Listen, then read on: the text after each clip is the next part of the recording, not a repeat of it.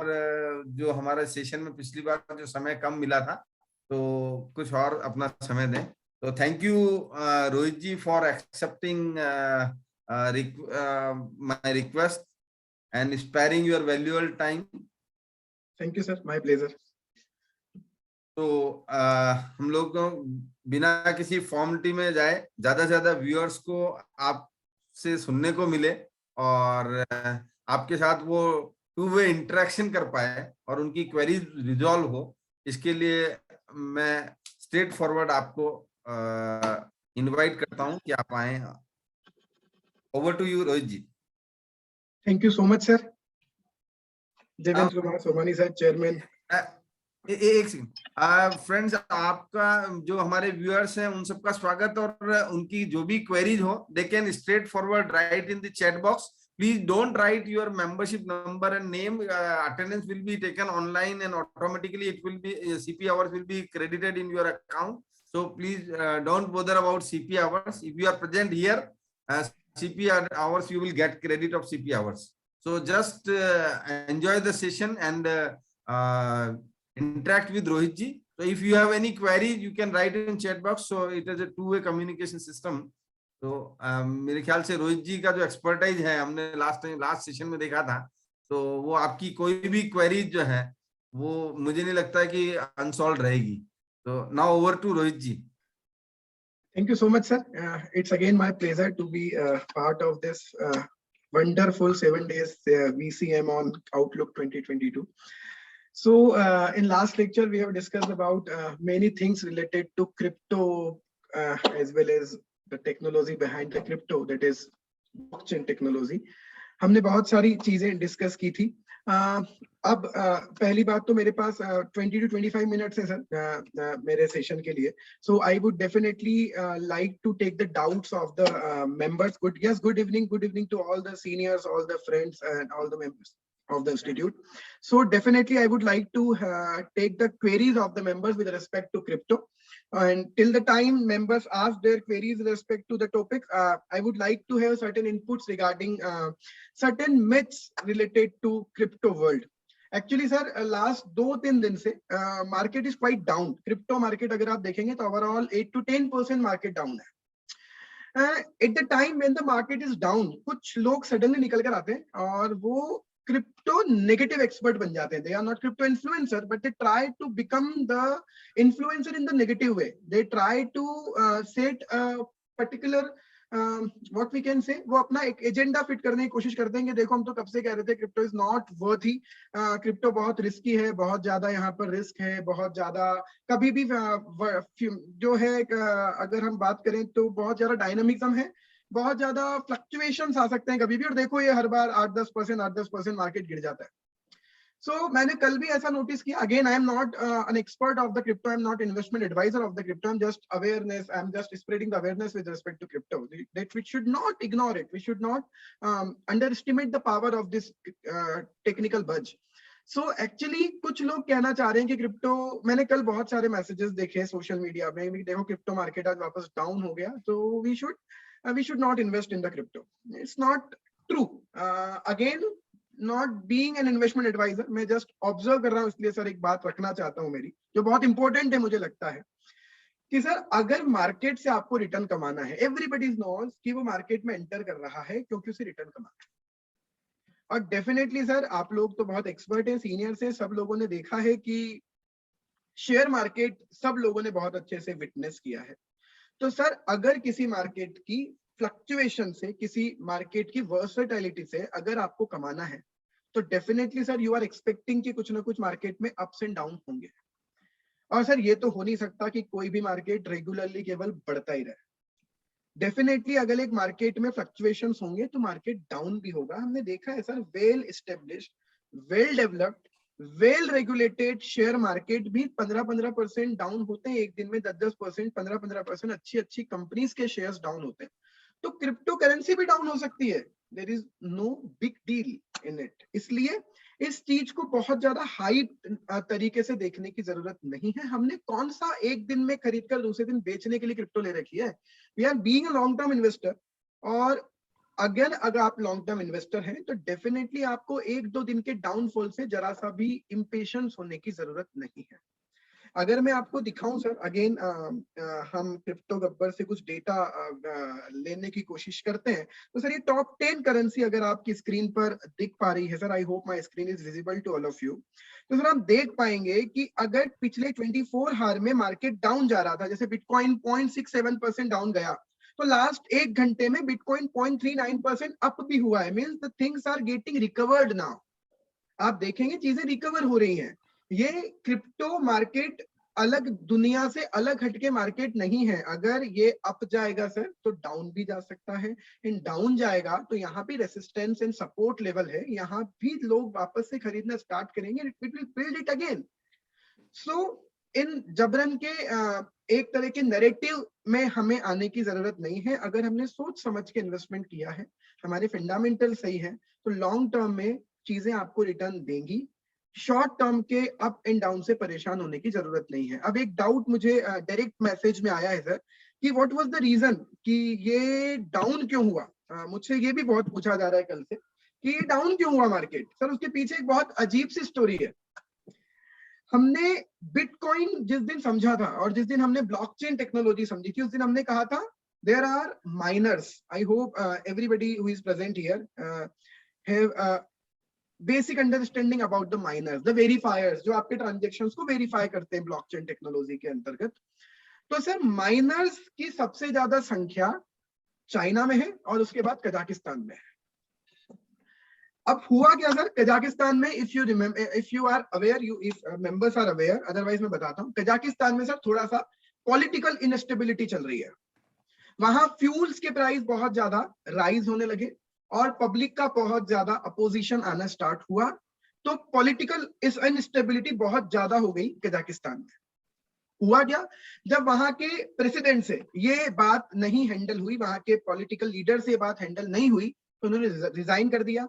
सरकार एक तरह से कुछ समय के लिए स्थगित हो गई और उन्होंने आनन फानन में इंटरनेट नेटवर्क सिस्टम कजाकिस्तान का बंद कर दिया। सर करीब करीब 15% of the mining of the world happens in Kazakhstan. अब अगर कजाकिस्तान में नेटवर्क बंद हो जाएंगे, माइनर्स का कनेक्शन ब्लॉकचेन टेक्नोलॉजी के कनेक्शन से कट हो जाएगा, तो वेरिफिकेशंस, माइनिंग कुछ समय के लिए बंद हो जाएंगी। हिंदी में बोले सेवाएं बाधित हो गई माइनर्स की। तो माइनर्स अपनी सर्विसेज अब दे नहीं पा रहे to the rest of the world. अब अगर माइनिंग नहीं होगी तो हैश रेट से डाउन होती है। वहां हमने एक हैश रेट की भी बात की थी उस दिन। हैश रेट डाउन होगी, 15% से माइनिंग की रेट डाउन हो गई है। तो या तो ट्रांजेक्शन आपके वेरीफाई नहीं हो पाएंगे या आपके ट्रांजेक्शन हो ही नहीं पाएंगे। और इन सभी चीजों की वजह से लोगों को कहीं ना कहीं डर लगा कि अभी ट्रांजेक्शन करना सही नहीं रहेगा। तो एक सडनली एक सेलिंग प्रेशर बढ़ा है। इस वजह से लोगों ने कुछ अलग ही समझना स्टार्ट किया और again with the pre determined mindset crypto को लेकर ही हमारा कि जरा सा भी कुछ गलत दिखता है तो सब लोग परेशान हो जाते हैं। That was the biggest reason of the downfall of the crypto last 2 to 3 days। तो कजाकिस्तान इज द रीजन। अब कौन सोच सकता है कि ऐसी सडनली एक छोटे से देश में इंटरनेट बंद हो जाने से world wide crypto currency market को इतना बड़ा अफेक्ट आ जाएगा। बट दिस इज ट्रू, यही स्टोरी है सर उसके गिरने के पीछे। तो अगेन कुछ भी सोचने के पहले हमें ये देखना चाहिए कि उसके पीछे रीजन क्या है। तो परेशान ना हो ज्यादा अगर आप क्रिप्टो में इन्वेस्टमेंट करना चाहते हैं तो। The next one thing is, मुझसे उस सेशन के बाद बहुत सारे मेंबर्स का एक डाउट मुझे पर्सनली व्हाट्सएप पर मैसेजेस आए जो मेंबर के, उसमें majority of the messages are like कि how to select the crypto. I hope sir मैं आंसर कर देता हूँ ना, with your permission I am answering all the questions जो मुझे अब तक मिले थे। आपको जब भी लगे प्लीज मुझे एडवाइस कर दीजिएगा किसी भी रेस्पेक्ट में।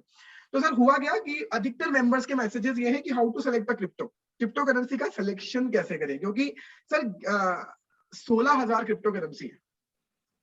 Now how to select and how to select the better one for me. तो सर इसका कोई एक फॉर्मूला तो अवेलेबल है नहीं।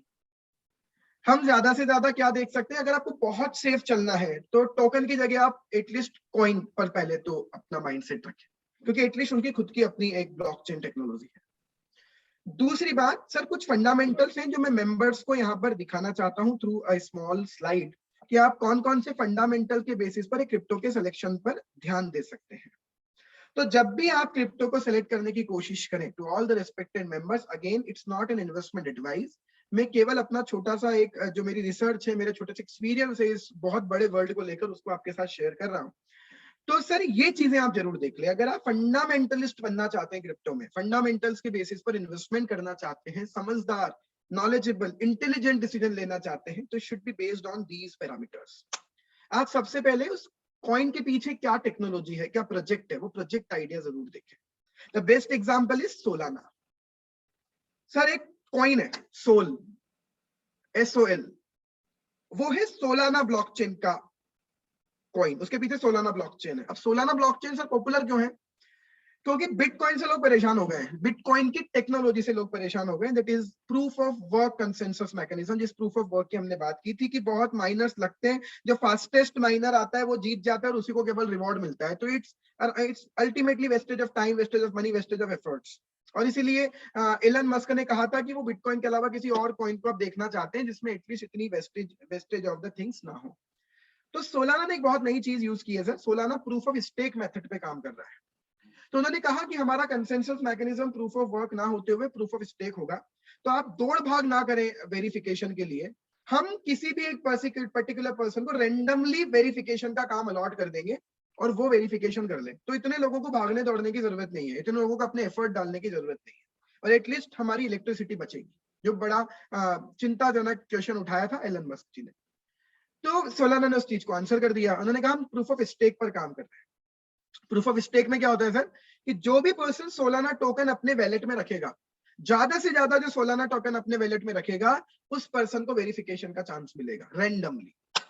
तो अब आप प्रूफ ऑफ वर्क से प्रूफ ऑफ स्टेक पर आ गए। You need to prove your stake, that you are staking the SOL token, and if you are staking the SOL token you will get the chance to verify the transaction time to time.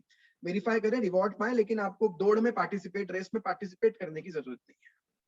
तो Solana का जो project idea था, है blockchain technology, लेकिन sir उनका idea बहुत अलग है। सोलाना टेक्नोलॉजी आज की डेट में one of the fastest technology है in case of bitcoin, sorry blockchain technology. So Solana 50,000 transaction per second process कर सकता है sir. It's great matter of concern. 50 PS कहते हैं सर उसे। तो सोलाना अपनी प्रूफ ऑफ स्टेक मैकेनिज्म की वजह से एक नई चीज पर आ गया है कि they are having the capacity to process 50,000 transaction per second. तो सर अब Solana token definitely all factors remain constant, हमें लगता है कि सोलाना जो कॉइन है, सोलाना टोकन जो है, जो क्योंकि टेक्नोलॉजी बहुत उनके पीछे स्ट्रांग है, हमें लगता है it's a future of the blockchain technology. तो ये कुछ ऐसी चीजें होती हैं जो हमें समझ में आ जाती है। प्रोजेक्ट आइडिया, प्रोजेक्ट किस कैटेगरी का है? NFT है, जिसकी हमने बात की थी, नॉन फंजिबल टोकन। DeFi है, डिसेंट्रलाइज फाइनेंस। मेटावर्स है, आज के डेट में मेटावर्स बहुत पॉपुलर हो रहा है। तो किस कैटेगरी को वो बिलोंग करता है वो भी आप जरूर देखें। फिर सर एक और बहुत इंटरेस्टिंग चीज आती है, फाउंडर्स। आप ये देखें कि उस कॉइन के फाउंडर्स कौन है, प्रमोटर्स जिन्हें हम मान सकते हैं। नेट पर सब चीजें अवेलेबल रहती हैं। जब आप रिसर्च करने की कोशिश करेंगे तो रिसर्च करते वक्त आप सर एक और चीज है, व्हाइट पेपर भी देखें।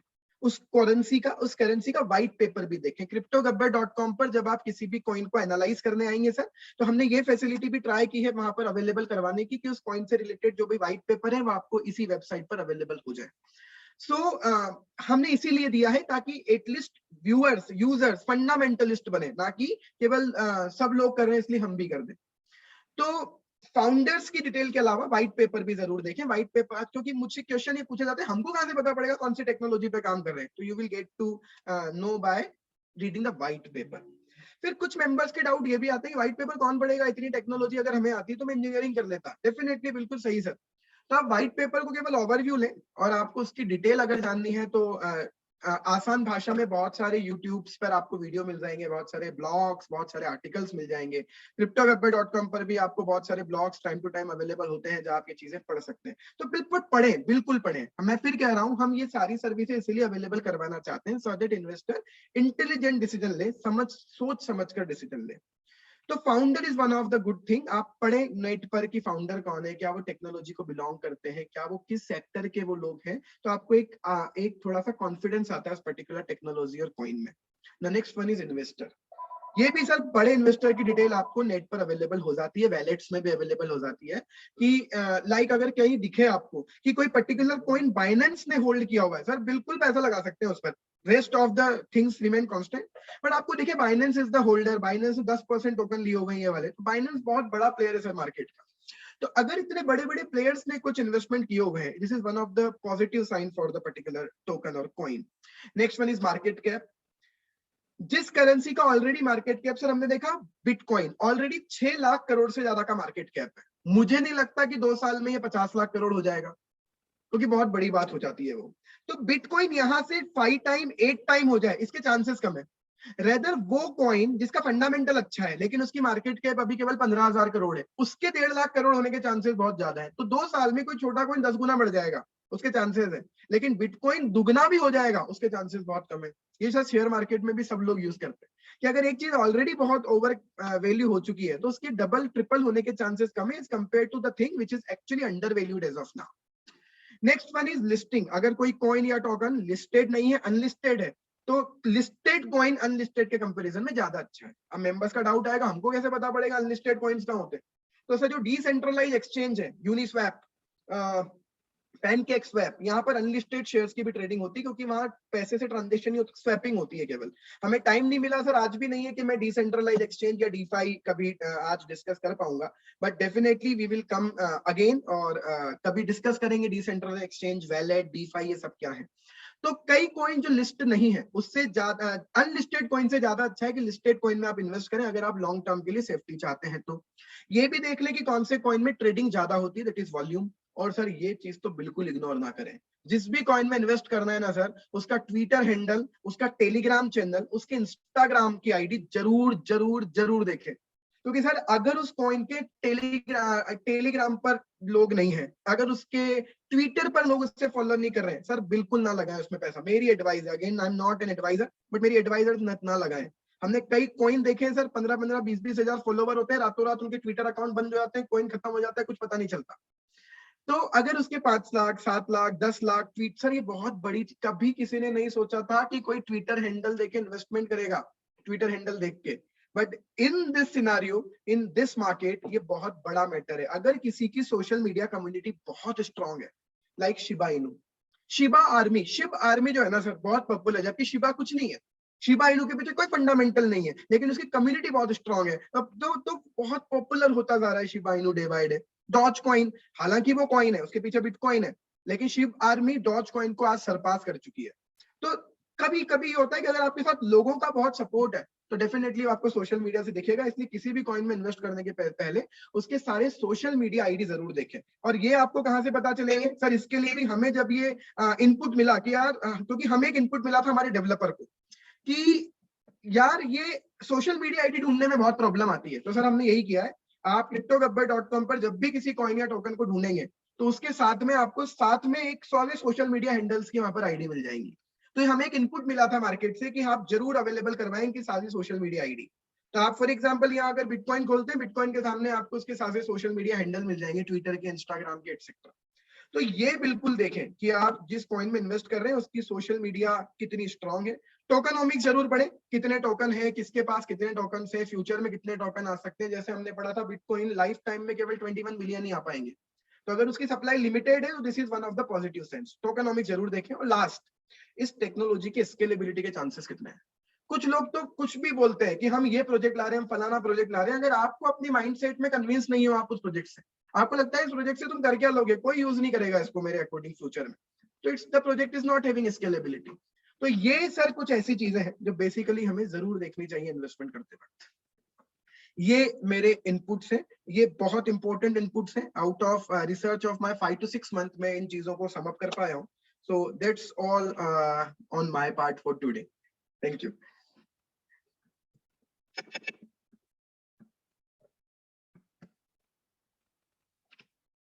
Yes, major stake holder Swadesh sir देख सकते हैं, लेकिन आपको उसके लिए थोड़ी सर्च करनी पड़ेगी, वैलेट्स देखने पड़ेंगे, गूगल करना पड़ेगा, बट डेफिनेटली अधिकतर कॉइन्स के आपको बड़े स्टेक होल्डर्स मिल जाते हैं, बिल्कुल मिल जाते हैं सर। इवन ये लोग तो पब्लिश करवाते हैं सर मीडिया में इंफॉर्मेशन कि हमने उसमें इतना इन्वेस्ट किया है, जब बिटकॉइन में 1.5 बिलियन डॉलर पैसा लगाया था एलन मस्क ने, तो बकायदा सब जगह पब्लिश हुआ था। तो बड़े इन्वेस्टर की डिटेल सर पब्लिश होती भी है वैसे भी सोशल मीडिया पर।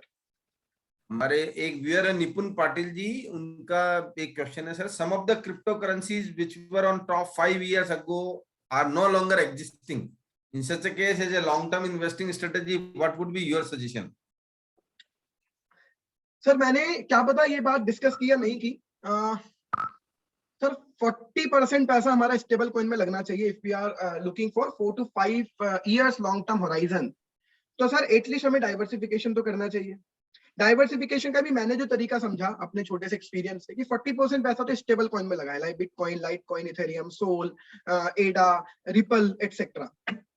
और 60% पैसा आप छोटे रिस्की इन्वेस्टमेंट में लगाएं, वहां आप जितना डाइवर्सिफिकेशन कर पाए 15-20 पॉइंट में वो 60% पैसा इन्वेस्ट करें।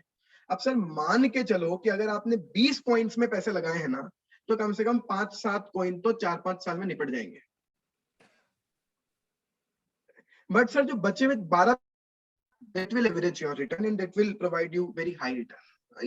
ये तो पॉसिबिलिटी है सर। 5 साल में सर हमने देखा है कई शेयर निपट जाते हैं, तो कोई निपट जाए कोई बड़ी बात नहीं, लेकिन आप रेगुलर ट्रेड करेंगे उससे ज्यादा अच्छा, क्योंकि सर हम जानते तो ही नहीं इतने फंडामेंटल। तो रेगुलर ट्रेड के लॉस से अच्छा है 4-5 साल के होराइजन से आप इन्वेस्ट करेंगे, तो 20 क्रिप्टोज में पैसा लगाएंगे, 5-7 खराब होंगे, 13 आपको बहुत आगे तक लेके जा सकती है। स्वदेश माथुर जी का क्वेश्चन है, what about raids and fake currency in Kerala?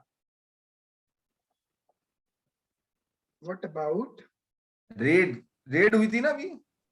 Okay sir, red जो हुई थी उसको अगेन गलत तरीके से दिया गया कि वजीर एक्स पर रेड हुई है, कॉइन डीसी एक्स पर रेड हुई है, कॉइन स्विच कुबेर पर रेड हुई है। सर रेड हुई थी, उस रेड का रीजन क्रिप्टो को बैन करना नहीं था। सब मेंबर बहुत अच्छे से जानते हैं कि जो स्टॉक एक्सचेंज या हमारे क्रिप्टो एक्सचेंज, जो क्रिप्टो ट्रेडिंग की वजह से आप प्रॉफिट कमा रहे हो सर, जो क्रिप्टो ट्रेडिंग की वजह से आप कमीशन अर्न कर रहे हो, सॉरी, तो क्रिप्टो ट्रेड करवा रहे हो आप लोगों को, उससे आपको कमीशन अर्न हो रहा है। अब sir commission is subject to GST, service है वो, जीएसटी देना चाहिए। तो जीएसटी का इवेजन था सर, वो इसलिए रेड हुई है। It's not having any connection with the legality, illegality और banning of the crypto in India.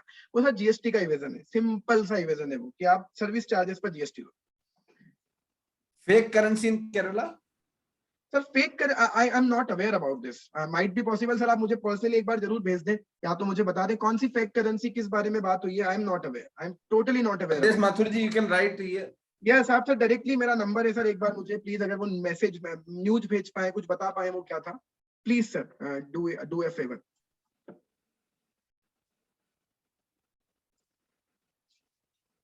Can we see a major stakeholder of a particular currency? Yes sir Google पर मिलता है, मतलब आपको ऐसी इंफॉर्मेशन अवेलेबल होती है। सर चीटिंग तो सर अब नॉर्मल करेंसी में हो जाती है, शेयर मार्केट में हो जाती है, तो यहाँ मुझे मतलब फिर भी एक बार मुझे पता नहीं है सर वो केस क्या है। I am not aware about that case, might be possible due to my ignorance, sorry for that. मुझे एग्जैक्टली याद नहीं आ रहा है वो क्या केस है। फेक करेंसी का, क्रिप्टो करेंसी की फेकिंग थी, क्या फ्रॉड है, टोटली आई एम अनअवेयर। हमारे जो दर्शक हैं यूएई से भी जुड़े हुए हैं, उनका क्वेरी था। यस सर, हाँ सर।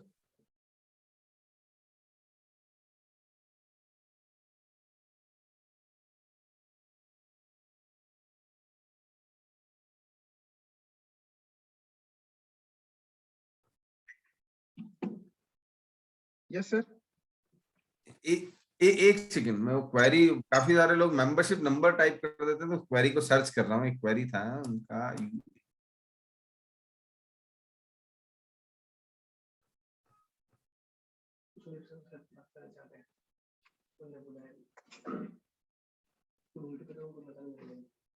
जितेंद्र सराफ जी जुड़े हुए हैं यूएई से। उनका क्वेरी है sir, how to start crypto investment in UAE? Sir सब जगह एक ही मैकेनिज्म है sir, same mechanism is there, might be possible the same mechanism will be there, just have certain crypto exchanges mobile application to be downloaded in your mobile। कुछ mobile applications हैं sir जो UAE में भी चलती होंगी, hopefully आप वो download करें।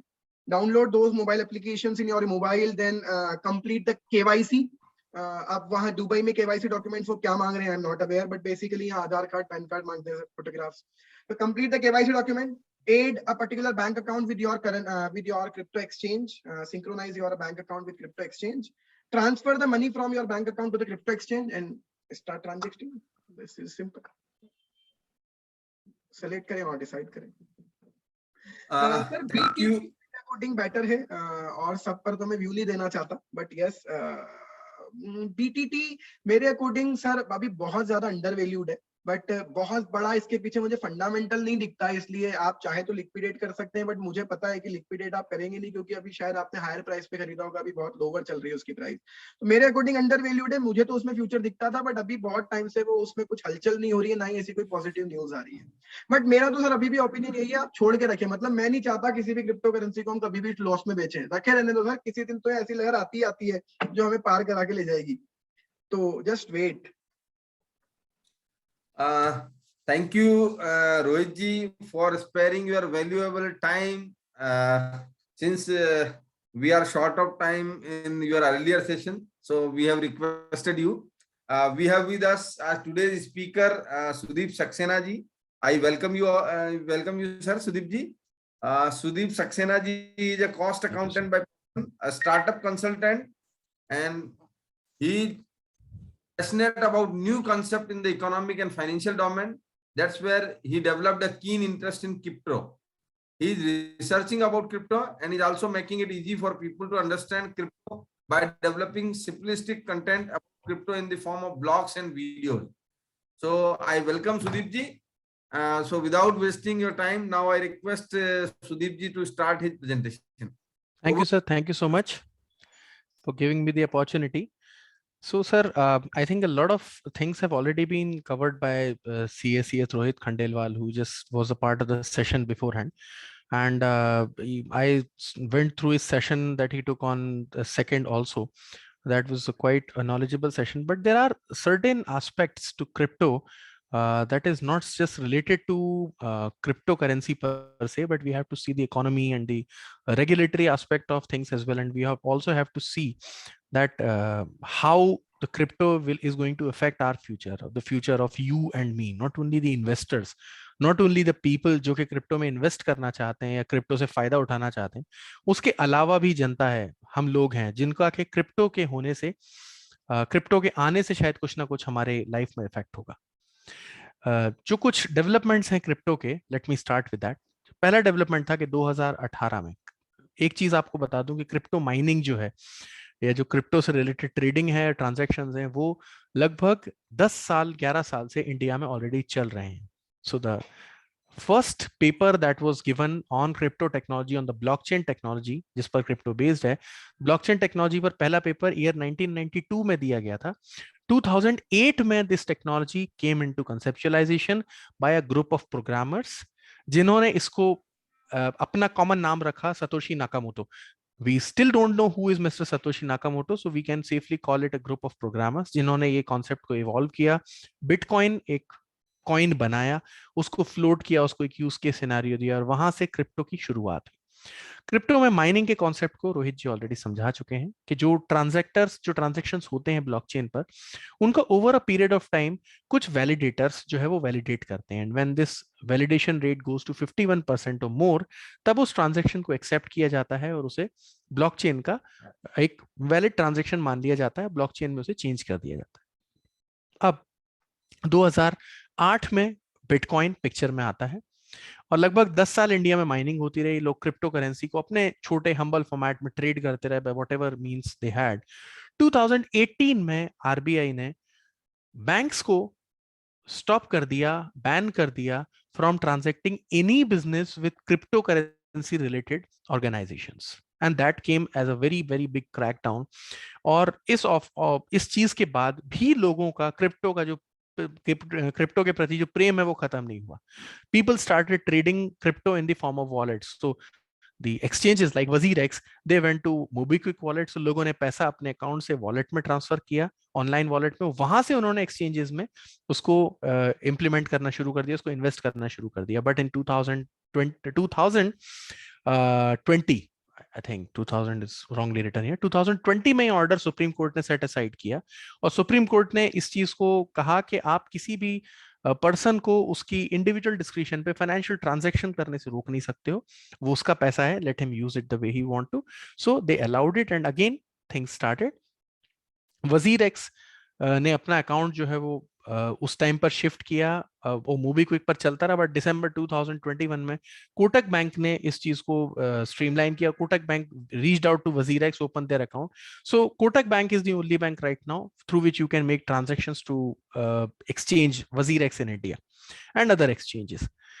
Now, if we talk about just a few of uses of crypto technology, and one of the uses, money transfer, we all know that आप cryptocurrency में money transfer कर सकते हैं यहाँ से वहाँ, आप सप्लाई चेन मॉनिटर कर सकते हैं। So this comes as a big boon to the industry, जहां पर के लोग मटेरियल ट्रैकिंग करते हैं, जहां पर बड़ी चीजें ट्रैक होती हैं। लेट अस से किसी भी एफएमसीजी कंपनी की, जो एफएमसीजी या जो रिटेल कंपनीज है, वो अगर ये जानना चाहते हैं कि मेरे मटेरियल का मूवमेंट कैसे हो रहा है, मैं डिस्ट्रीब्यूटर को मटेरियल देता हूँ, कितने दिन में वहां से मूव होके रिटेलर के पास जाता है, कितने दिन में वहां से मूव होके कस्टमर के पास जाता है, और कहाँ मटेरियल कितना पड़ा है, और कितने मटेरियल की शॉर्टेज है, और सारी चीजें। सो सप्लाई चेन मैनेज करने के लिए क्रिप्टो का यूज किया जा सकता है। It can be a very good use.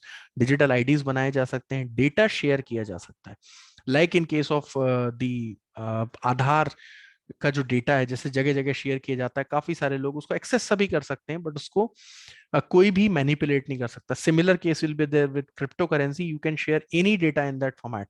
जैसे गवर्नमेंट ने डिजिटल लॉकर बनाया, अब डिजिटल लॉकर आने के बाद से कोई भी अपना डेटा किसी को भी दे सकता है, दिखा सकता है, but nobody can hack it और मैनिपुलेट इट। रॉयल्टी और कॉपीराइट प्रोटेक्शन में इसका यूज किया जा सकता है।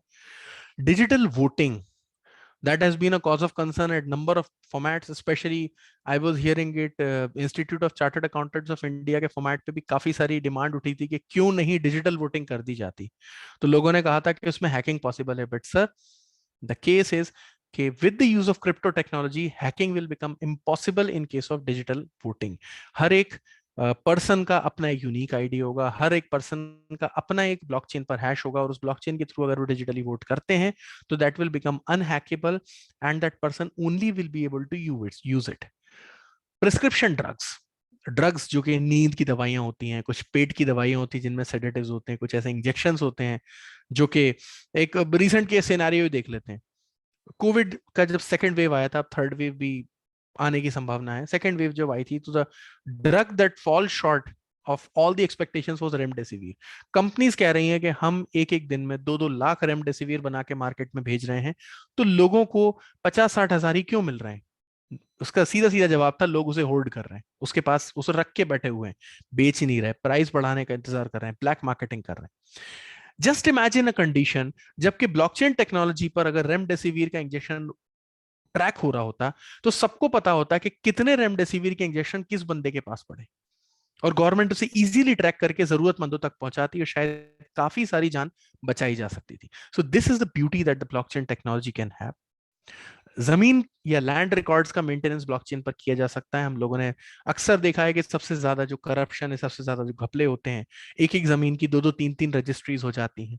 All these things happen because land records में ट्रांसपेरेंसी की कमी है। किसी को यही नहीं पता कि मेरे घर के सामने का प्लॉट अगर खाली है तो वो प्लॉट किसके पास है। आई can not find it out, it is difficult.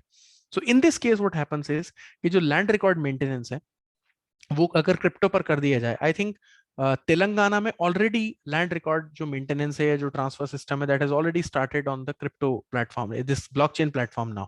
So this is one of the advantages. Data backup once kept on crypto, once done on crypto, it will never be manipulated, it will be done easy, like इसको छोटा सा वैसा समझ लें example के, जैसे जो लोग सैप यूज करते हैं वो जानते हैं कि सैप में कोई भी एंट्री कभी डिलीट नहीं होती। आप अगर एक गलत एंट्री कर देते हैं तो उस एंट्री की रिवर्सल एंट्री पास करना पड़ती है, और ये भी दिखता है कि किसने वो रिवर्सल एंट्री की है और किसने फिर नई एंट्री की है, किस यूजर आईडी से हुई है। Similar case will happen with every data. अगर आपने किसी फाइल में एक फोटोग्राफ लगाया है, अगर आपने किसी वर्ड फाइल में 4 वर्ड्स ट्रैक चेंज किए हैं, या कुछ भी डेटा में आपने मैनिपुलेशन किया है, किसी फोल्डर में से एक फाइल निकाली है, तो सब चीज का record can be capped in the form of data backup, and that is the biggest advantage, क्योंकि हम लोग डिजिटल वर्ल्ड में जी रहे हैं, और इस वर्ल्ड में डेटा बैकअप का होना और डेटा बैकअप पर एक सिक्योरिटी होना एक बहुत ही बड़ा एडवांटेज है that any technology can bring. Tax regulation, there are various aspects to it. Tax regulation में क्रिप्टो का काम, ब्लॉकचेन का काम लिया जा सकता है। मेडिकल रिकॉर्ड कीपिंग हो सकती है। So just I mean going by an example के एक कंडीशन एक्सपेक्ट कीजिए कि आपको किसी पर्टिकुलर चीज से एलर्जी है बचपन से, एक दवा जो कि आपको रिएक्ट करती है। आपका कभी एक्सीडेंट हो जाता है, बेहोशी की हालत में हॉस्पिटल लाए जाते हैं, और वो दवा एक लाइफ सेविंग ड्रग है और डॉक्टर्स को नहीं पता है कि आपको इस दवा से एलर्जी, एंड डॉक्टर आपको वही दवा देता है और जहां आपकी जान इजीली बच सकती थी वहां आपकी जान मुश्किल में पड़ जाती है। So if the medical records are all kept in the form of blockchain, आपके सारे रिकॉर्ड एक ब्लॉकचेन पर अवेलेबल हैं, और कोई भी हॉस्पिटल जो कि ऑथराइज बॉडी है या कोई भी डॉक्टर जिनके पास लाइसेंस है, वो उस ब्लॉकचेन में आपका हैश कोड डालकर, आपका नंबर डालकर, आपकी सारी एलर्जीज, आपके दवाओं के होने वाले रिएक्शन, आपकी बॉडी में जो भी प्रॉब्लम्स रही हैं, वो सब चेक कर सकते हैं ऑल ऑफ अ सडन, और आपको सही ट्रीटमेंट मिल जाए। इससे बड़ी बात क्या होगी? This one another advantage of keeping records and medical records on the blockchain technology. IoT networks, internet of thing में जो नेटवर्क्स हैं वो सब ब्लॉकचेन पर मैनेज किए जा सकते हैं।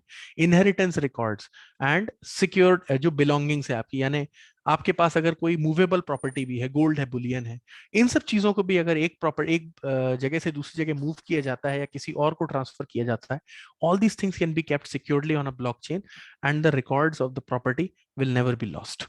सो these are few of the uses of crypto technology. It is constantly evolving. बहुत सारी चीजें और भी समय में आने वाली। क्रिप्टो फाइनेंशियल इंडस्ट्री को कैसे बेनिफिट पहुंचा सकती है? हम लोग सब चार्टर्ड अकाउंटेंट्स हैं, वी नो कि फाइनेंशियल इंडस्ट्री हमारे लिए कितनी इंपॉर्टेंट है। So first thing that the way that crypto can help the financial industry is it is an alternative to the fiat currency. Fiat currency यानी कि रुपए, dollar, ये सारी चीजें जो कि बैक्ड होती हैं बाय अ गोल्ड रिजर्व और by an economy. So crypto alternative है फिएट करेंसी का, और जो क्रिप्टो है वो उसको एडवांटेज ऐसे पहुंचा सकती है कि आप एक नॉन डीवैल्यूइंग करेंसी में चले जाएंगे। इट इज ऑफन सेड कि inflation is a necessary evil. Inflation यानी कि महंगाई एक ऐसी चीज है जिसको आप अवॉइड नहीं कर सकते, डेवलपमेंट के लिए जरूरी है और आपको रखना पड़ेगा। सो कुछ भी करें, महंगाई बढ़ती जो इन्फ्लेशन है या महंगाई की जो दर है उसको आप रोक नहीं सकते, उसको कंट्रोल कर सकते हैं बट रोक नहीं सकते किसी भी कंडीशन में। सो एक क्रिप्टो करेंसी, एक ऑल्टरनेटिव करेंसी जो कि इस महंगाई के चक्कर से, इस इकोनॉमी के चक्कर से बाहर है, वो करेंसी अगर आती है तो फाइनेंशियल इंडस्ट्री को काफी सारी बैकिंग मिलती है और उनको काफी इसका बेनिफिट होता है। तीसरी चीज, मिडिलमैन को किसी भी तरीके का कोई भी कमीशन नहीं देना है। अगर मुझे आज ड्राफ्ट से भी किसी को पैसा देना है तो मुझे बैंक को ड्राफ्ट की फीस देनी पड़ती है। मुझे अगर चेक से किसी को पैसा देना है तो मुझे चेकबुक इशू कराने के लिए एक ट्रांजैक्शन फीस देनी पड़ती है। आरटीजीएस या एनईएफटी करना है तो मुझे उसका भी पैसा देना पड़ता है। सो किसी भी, ये तो बहुत सिंपल ट्रांजैक्शन है। I am talking about bigger transaction like letter of credit और बैंक गारंटीज, उसमें तो बैंक बहुत सारा कमीशन लेता है। सो पैसा ट्रांसफर करने में जो बेसिक कमीशन लगता है, if it is just imagine, ये चीज अगर क्रिप्टो पर हो जाए तो बैंक्स जहां कहीं ना कहीं बीच में से हट जाएंगे, डायरेक्ट करेंसी ट्रांसफर पॉसिबल होंगे और मिडिलमैन जो है वो हट जाएंगे बीच में से, लोगों को कमीशन का जो देना पड़ता है उसका फायदा होगा। ट्रांजैक्शन सिर्फ दो लोगों के बीच में होंगे, कोई बंदा बीच में नहीं आएगा। One thing that is specific about crypto currency is it is a programmable cash. It is not a normal cash. ये रुपया नहीं है जिसे कि रिजर्व बैंक प्रिंट कर रहा है, ये वो पैसा है जिसे कि प्रोग्राम किया जा रहा है, प्रोग्रामिंग करके बनाया जा रहा है। एक चीज मैं आप सबसे रिक्वेस्ट करना चाहूंगा कि जो हमारा, अगर हम क्रिप्टो को आज की डेट में देख रहे हैं तो क्रिप्टो को हम लोग सिर्फ बिटकॉइन के सिनोनिमस मानते हैं और क्रिप्टो को कभी भी हम लोग कंसिडर नहीं करते हैं कि क्रिप्टो को हम दूसरे कॉइन्स के फॉर्म में माने। Sir, the total value of crypto, the total crypto that is available right now is more than 14,000 coins and tokens. So 14,000 currency को जब इन टोटल हम कंसिडर करते हैं सिर्फ बिटकॉइन को छोड़ के, so that is a lot of currencies that we have to deal with. So पूरा प्रेजेंटेशन मेरा ये रिक्वेस्ट है आपसे कि इसको ध्यान में रख के सोचें कि crypto is not bitcoin, crypto is 14,000 different currencies, जितने के देश भी नहीं है उतनी करेंसीज है क्रिप्टो में। Exchange rate bias, by default international currency जो है वो यूएस डॉलर होती है। हर ट्रांजैक्शन कोई भी दो कंट्रीज करती हैं तो वो प्रेफर करती हैं कि उस ट्रांजैक्शन को यूएस डॉलर में किया जाए, और यूएस डॉलर के लिए एक बायस है, एक पॉजिटिव बायस है, जिसके चलते यूएस डॉलर इतना स्ट्रॉन्ग करेंसी है दुनिया में। Now another currency has come up, और वो जो करेंसी है, वो करेंसी का एडवांटेज ये है कि it is free from any government, free from any other regulation. So ये करेंसी जो है वो किसी भी यूएस डॉलर के या किसी भी और करेंसी के बायस से बाहर है। सो एक जो स्ट्रेंथ यूएस डॉलर को मिलती थी वो कम हुई है, और इसके कारण दूसरी करेंसीज को फायदा हुआ है। सो एक एडवांटेज इस केस में क्रिप्टो करेंसी का है। एंड अभी अगर आपको एक और एडवांटेज ये है कि अगर आपको कोई भी ट्रांजेक्शन करना होता है तो that is cross border transaction. अगर आपको किसी दूसरे देश में करना है तो आपको कई सारे फॉर्म्स भरने पड़ते हैं, बैंक का चक्कर काटना पड़ता है, फेमा में जाना पड़ता है, फेमा के रेगुलेशंस फॉलो करने पड़ते हैं। वो सब चीजें इस केस में नहीं है। क्रिप्टो में you can directly make a transfer and can get the things going. Now financial world की बात करें तो जैसे जैसे क्रिप्टो मैच्योर होता जाएगा, जैसे जैसे ये ट्रेडिंग मैच्योर होती जाएगी, वैसे वैसे डिजिटल एसेट्स जो है वो बढ़ते जाएंगे। इन्वेस्टर्स अपने पोर्टफोलियो को बढ़ा सकते हैं, इन्वेस्टर्स ज्यादा से ज्यादा बेनिफिट ले सकते हैं क्रिप्टो करेंसीज का, स्पॉट ट्रेडिंग कर सकते हैं। स्पॉट ट्रेडिंग के अलावा ऑप्शन ट्रेडिंग, फ्यूचर ट्रेडिंग में जा सकते हैं, ईएफटीज आ सकते हैं क्रिप्टो पर बेस्ड। जैसे कनाडा में there is always already an EFT, exchange traded fund बन चुका है, ईटीएफ बन चुका है, which is for bitcoin. So these are the things that are coming, these are the future on the times to come. जो lending activity है, we all know DeFi is the model. So lending activities बढ़ जाएंगी, easy हो जाएंगी, margin trading जैसी चीजें भी possible हैं। अगर हम फाइनेंशियल वर्ल्ड की बात करें तो क्रिप्टो में बहुत कुछ आने वाला है, लेकिन कुछ कंसर्न्स हैं जो कि क्रिप्टो के होते वैलिड हैं, और हमें उन सब चीजों के बारे में भी सोचना चाहिए कि जब इन्फ्लेशन आता है, जब महंगाई बढ़ती है, जब कंट्री को कोई भी प्रॉब्लम होती है, जैसा कि अभी रिसेंट पास्ट में हुआ कोविड के टाइम पर, बहुत ज्यादा प्रॉब्लम्स आई थी करेंसी फ्लो को लेकर, मनी सप्लाई को लेकर। And in that case the government with the help of regulations, with the help of monetary policies came into picture। उन्होंने इंटरेस्ट रेट को रिड्यूस किया, repo rate, reverse repo rate को reduce किया। उसके चलते interest rate के कम होने के कारण मनी सप्लाई मार्केट में बढ़ी, और मनी सप्लाई बढ़ने का जो फायदा हुआ वो ये हुआ कि लोगों को इजी एक्सेस टू मनी मिला, और इकोनॉमी कहीं ना कहीं स्टेबल हो गई। उतना ज्यादा पैनिक या उतना ज्यादा प्रॉब्लम्स नहीं हुई ना। इमेजिन अ वर्ल्ड जहां पर पैसा तो है लेकिन कोई गवर्नमेंट नहीं है, कोई रेगुलेटर नहीं है, तो फिर आप उस केस में कैसे ऑपरेट करेंगे? I must say welcome to the world of free currency. So crypto currency on the contrary is a free flow of monetary supply. कुछ भी नहीं है, फ्री है, कितना भी ले जाओ। कैसे लेना है आपकी इच्छा, पैसे से खरीदना है, आपको खुद कोई कॉइन या टोकन बनाना है, your wish, you can do whatever you want to do with it. The only concern you are having with crypto is profit. कोई देश सही चल रहा है, किसी देश में महंगाई बढ़ रही है, किसी देश में कुछ भी हो रहा है, crypto is not a government, crypto is a free unregulated currency, and it is having no brains. Crypto is just a code. That is the problem. Second is central bank अपनी बैलेंस ऑफ पेमेंट, अपनी currency के rate को manage करने के लिए किसी भी case में जो रिजर्व बैंक होता है वो अपना इंपोर्ट और एक्सपोर्ट्स पर एक चेक रखता है। अब आप इमेजिन करें अगर चाइना बिना किसी प्रॉब्लम के, बिना किसी इंपोर्ट ड्यूटीज के अगर सारी चीजें इंडिया में डंप करना शुरू कर दे, तो इंडियन बिजनेसमैन शायद 3-4 महीने या साल भर में अपने धंधे से बाहर हो जाएंगे। इन चीजों को रोका जाता है, इन चीजों को कंट्रोल किया जाता है, बाय मैनेज किया जाता है बाय द सेंट्रल गवर्नमेंट और द सेंट्रल बैंक यानी कि रिजर्व बैंक। बट अगर ये नहीं होगा तो प्रॉब्लम हो जाएगी। Same is the case with crypto currency. एक और चीज है कि रिसेशन आता है या फाइनेंशियल क्राइसिस आती है तो गवर्नमेंट काफी सारे प्रॉब्लम्स करती है। एक एग्जांपल मैं आपको देना चाहूंगा, जब Manmohan Singh when he came into the power first for the first time, there was a case, I am not giving a political statement, I am just stating the facts. What happened is कि जिस time पर majority parliament में ये declare हुई Lok Sabha election के बाद कि अटल बिहारी वाजपेयी जी की जो गवर्नमेंट है that is going down, and Manmohan जो कांग्रेस की गवर्नमेंट है that will be formed, the communist party of India. I still remember the image of that those people who were standing in front of the camera, mister Manmohan Singh and mister Harkishan Singh Surjeet from the communist party of India.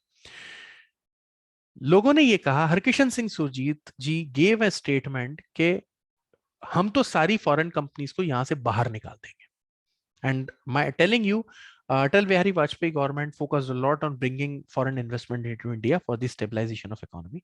उन्होंने कहा कि हम सबको निकाल देंगे, and market fell like anything. That was termed as the Black Friday. उस दिन market बहुत तेजी से गिरा, and eventually Manmohan Singh came in front of the camera and said कि anything will be taken after a due consideration. ऐसे नहीं किया जाएगा, कुछ भी नहीं किया जाएगा sudden. But in this case, what happened is the government, Reserve Bank of India, gave a directive to the State Bank of India, to the Life Insurance Corporation of India, or in companies ne, in bade bade organizations ne, along with Reserve Bank, made an investment of somewhere close to 8 or 9,000 crore dollars in the half an hour or so. I'm talking about the year 1999. That was a big amount at that point of time. 8-9 हजार crore dollar का investment कुछ एक घंटे में, आधा घंटे एक घंटे में हो गया मार्केट में, और इतनी सारी जब इन्वेस्टमेंट आया तो मार्केट कहीं ना कहीं स्टेबलाइज हो गया. So these are the factors that the central government and central bank यानी reserve bank operates to stabilize your economy. Crypto के केस में since there is no government, there is nothing that happens like that. That is the big problem. एक और problem है crypto के case में, रुपए की क्रेडिबिलिटी है. When you are given a rupee, you can buy things worth 1 rupee from that. अगर आपको एक 10 रुपए का नोट दिया जाएगा तो 10 रुपए के नोट की वैल्यू कभी भी जीरो नहीं होगी.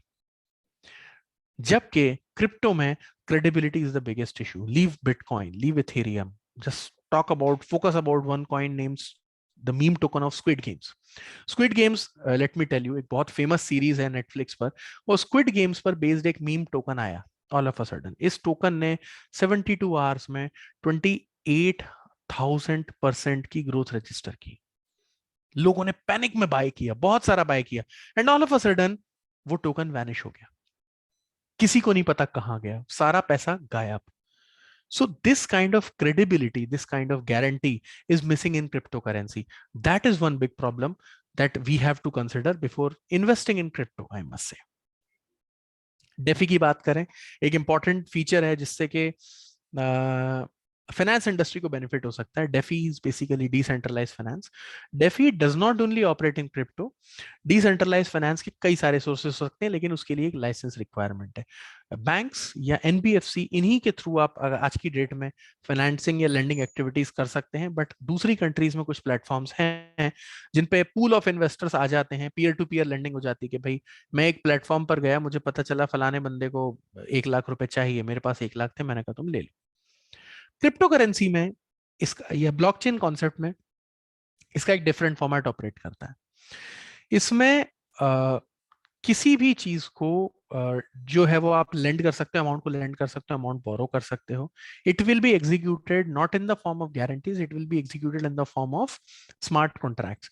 सो स्मार्ट कॉन्ट्रैक्ट जो है वो ब्लॉकचेन पर रजिस्टर हो जाएंगे दो लोगों के बीच में. ऑफ कोर्स जो लेंड बोरोअर है, जिसने के बोरो किया है, उसको कुछ अपने क्रिप्टो एसेट जो है वो स्टैक करने पड़ेंगे, जिसकी गारंटी पर उसे पैसा मिलेगा.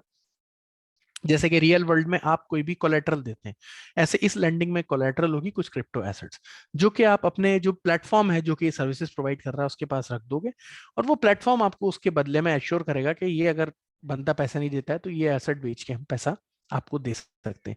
सो this is the kind of transactions that happen in the form of DeFi.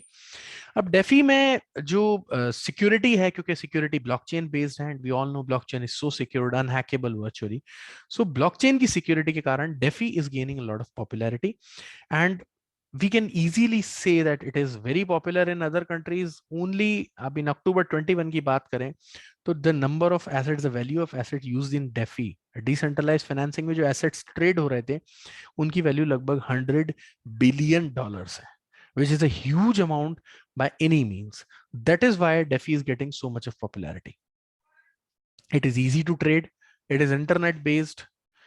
Licence नहीं लगता है. अगर आपको किसी को उधार देना है आज की डेट में, तो आपको या तो बैंक होना पड़ेगा, या आपके पास स्मॉल बैंकिंग लाइसेंस होना चाहिए, या आपको एनबीएफसी होना चाहिए, या कोऑपरेटिव बैंक है, whatever you have to be. You can not just lend money to someone on a commercial basis. Personal lending की बात यहां मैं नहीं कर रहा हूं. कमर्शियल बेसिस पर मुझे लग रहा है कि मुझे पैसा देना है और इंटरेस्ट कमाना है, So license is not a requirement when we compare DeFi with other platforms. It is a peer-to-peer solution. आप एक बंदे को किसी को भी देख के आपको किसी की शक्ल पसंद आ जाए, आप उसे बोलेंगे मुझे इसे पैसा देना है, आप उसे पैसा दे सकते हैं. Of course, there will be system, there will be a financial credibility rating, जैसे कि सिबिल होती है, ऐसी कोई रेटिंग है.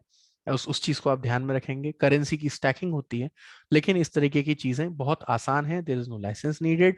इंटरमीडियरी कोई भी नहीं होता है. आप आपस में कोई भी दो लोग मिलके अपना ट्रांजेक्शन कर सकते हैं. इंटरेस्ट रेट आप खुद के डिसाइड कर सकते हैं.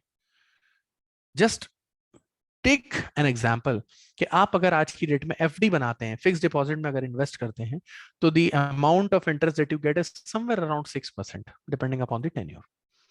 And if you go to the bank to take a business loan, the amount of interest that you are offered is around 10%. वो 4% का जो मार्जिन होता है, जो 4% का गैप होता है, स्प्रेड होता है, that spread is basically earned by the bank. Of course, salary देते हैं, ऑपरेशंस मैनेज करते हैं, आपको एक सिक्योर्ड एनवायरनमेंट प्रोवाइड करते हैं, आपका पैसा नहीं डूबे इस बात की गारंटी देते हैं. इन सब चीजों के चलते भी बैंक 4% रखता है. But if you can venture out and take some more risk, तो डेफी में आप अपने रेट डिसाइड कर सकते हो. आज शायद 5% पर, कल शायद 8% पर. So just imagine a condition कि जिसको इंटरेस्ट पर मनी पैसा देना है, उस बंदे को 8% इंटरेस्ट मिल जाए, और जिसको इंटरेस्ट पर पैसा लेना है उस बंदे को 8% पर पैसा मिल जाए, तो ये दोनों के लिए विन विन सिचुएशन हो जाती है.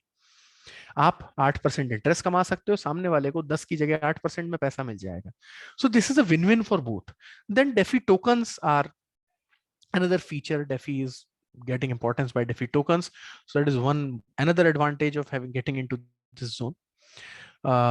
Intermediary नहीं होती है, DeFi की advantage है. Transparency होती है, you know whom you are dealing with. The platform is ensuring that kind of transparency. Brokerage या transaction fee नहीं होती है, होती भी है तो बहुत नॉमिनल होती है, जो कि प्लेटफॉर्म जिसके थ्रू आप ऑपरेट कर रहे हैं वो प्लेटफॉर्म आपसे लेता है. बहुत छोटी सी फीस होती है, very small as compare to this 4% gap of interest rate when we go to a bank. Bid ask spread से फ्री हो जाता है डेफी. सो एक चीज जिसके बारे में हम सबको जानकारी है कि जापान में पैसा रखने के लिए आपको सेविंग अकाउंट में या बैंक में अगर पैसा रखना है, तो आपको पैसा पार्क करने के लिए आपको एक कमीशन देना पड़ता है. The interest rates, credit rates are so low. While if we talk about country like India, if you want to take loan, you have to pay somewhere close to 9 to 10% depending upon your financial rating. So if I want to borrow money from Japan to do business in India, is it possible? Right now, not. Reason being, जो exchange rate parity है, जो difference है दोनों के बीच में, वो हमें allow नहीं करता इस तरीके की चीजें करना. तो ये एक प्रॉब्लम है जिसको एक ग्लोबल करेंसी यानी कि डेफी जैसा प्लेटफॉर्म इसको सॉल्व कर सकता है. आप किसी भी देश में जहां पर रेट ऑफ इंटरेस्ट कम है, उस देश के बंदे से पैसा ले लीजिए, उसको ज्यादा रेट ऑफ इंटरेस्ट मिलेगा. शायद कोई जैपनीज आपको 3% पर वो दे दे लोन, आपको 3% पर लोन मिल गया. सिंपली ये भी कर सकते हैं कि 6% बैंक पर 6% इंटरेस्ट में बैंक पर डाल के और पैसा कमा ले. Only possible with DeFi. अगर आप बैंक के साथ ये करने जाएंगे फॉलोइंग द सेम चैनल, तो उसमें आपको एक जो एक्सचेंज रेट कमीशन हो जाएंगे वो इतने ज्यादा हो जाएंगे कि आप उसको ऑपरेट नहीं कर पाएंगे. Another feature, the bid ask spread. Now when you go to bank to buy a dollar, आपको डॉलर, अगर आज की डेट में डॉलर की वैल्यू 84 रुपीज है, तो बैंक आपको 84 रुपीज में डॉलर बेचेगा. लेकिन जब आप डॉलर लेकर बैंक के पास जाएंगे और उनसे बोलेंगे कि ये डॉलर मुझसे खरीद लो, तो बैंक शायद वो 83 रुपीज 75 पैसे या 83 रुपीज 80 पैसे में आपसे खरीदेगा. ये 20 से 25% पैसे का जो कमीशन होता है, 20 से 25 बेसिस पॉइंट्स का, ये कमीशन बैंक कमाता है. This is called bid ask spread. When you are dealing with DeFi, आप ये करेंसी के जो बिड आस्क स्प्रेड में जो बैंक की अर्निंग होती है, इसको भी सब्साइड कर देते हो. You earn directly in your own currency. That is the beauty of decentralized financing. Rate of interest across the countries लगभग सेम हो जाएंगे, आर्बिट्रेशन खत्म हो जाएगा. That is one advantage. It is largely scalable.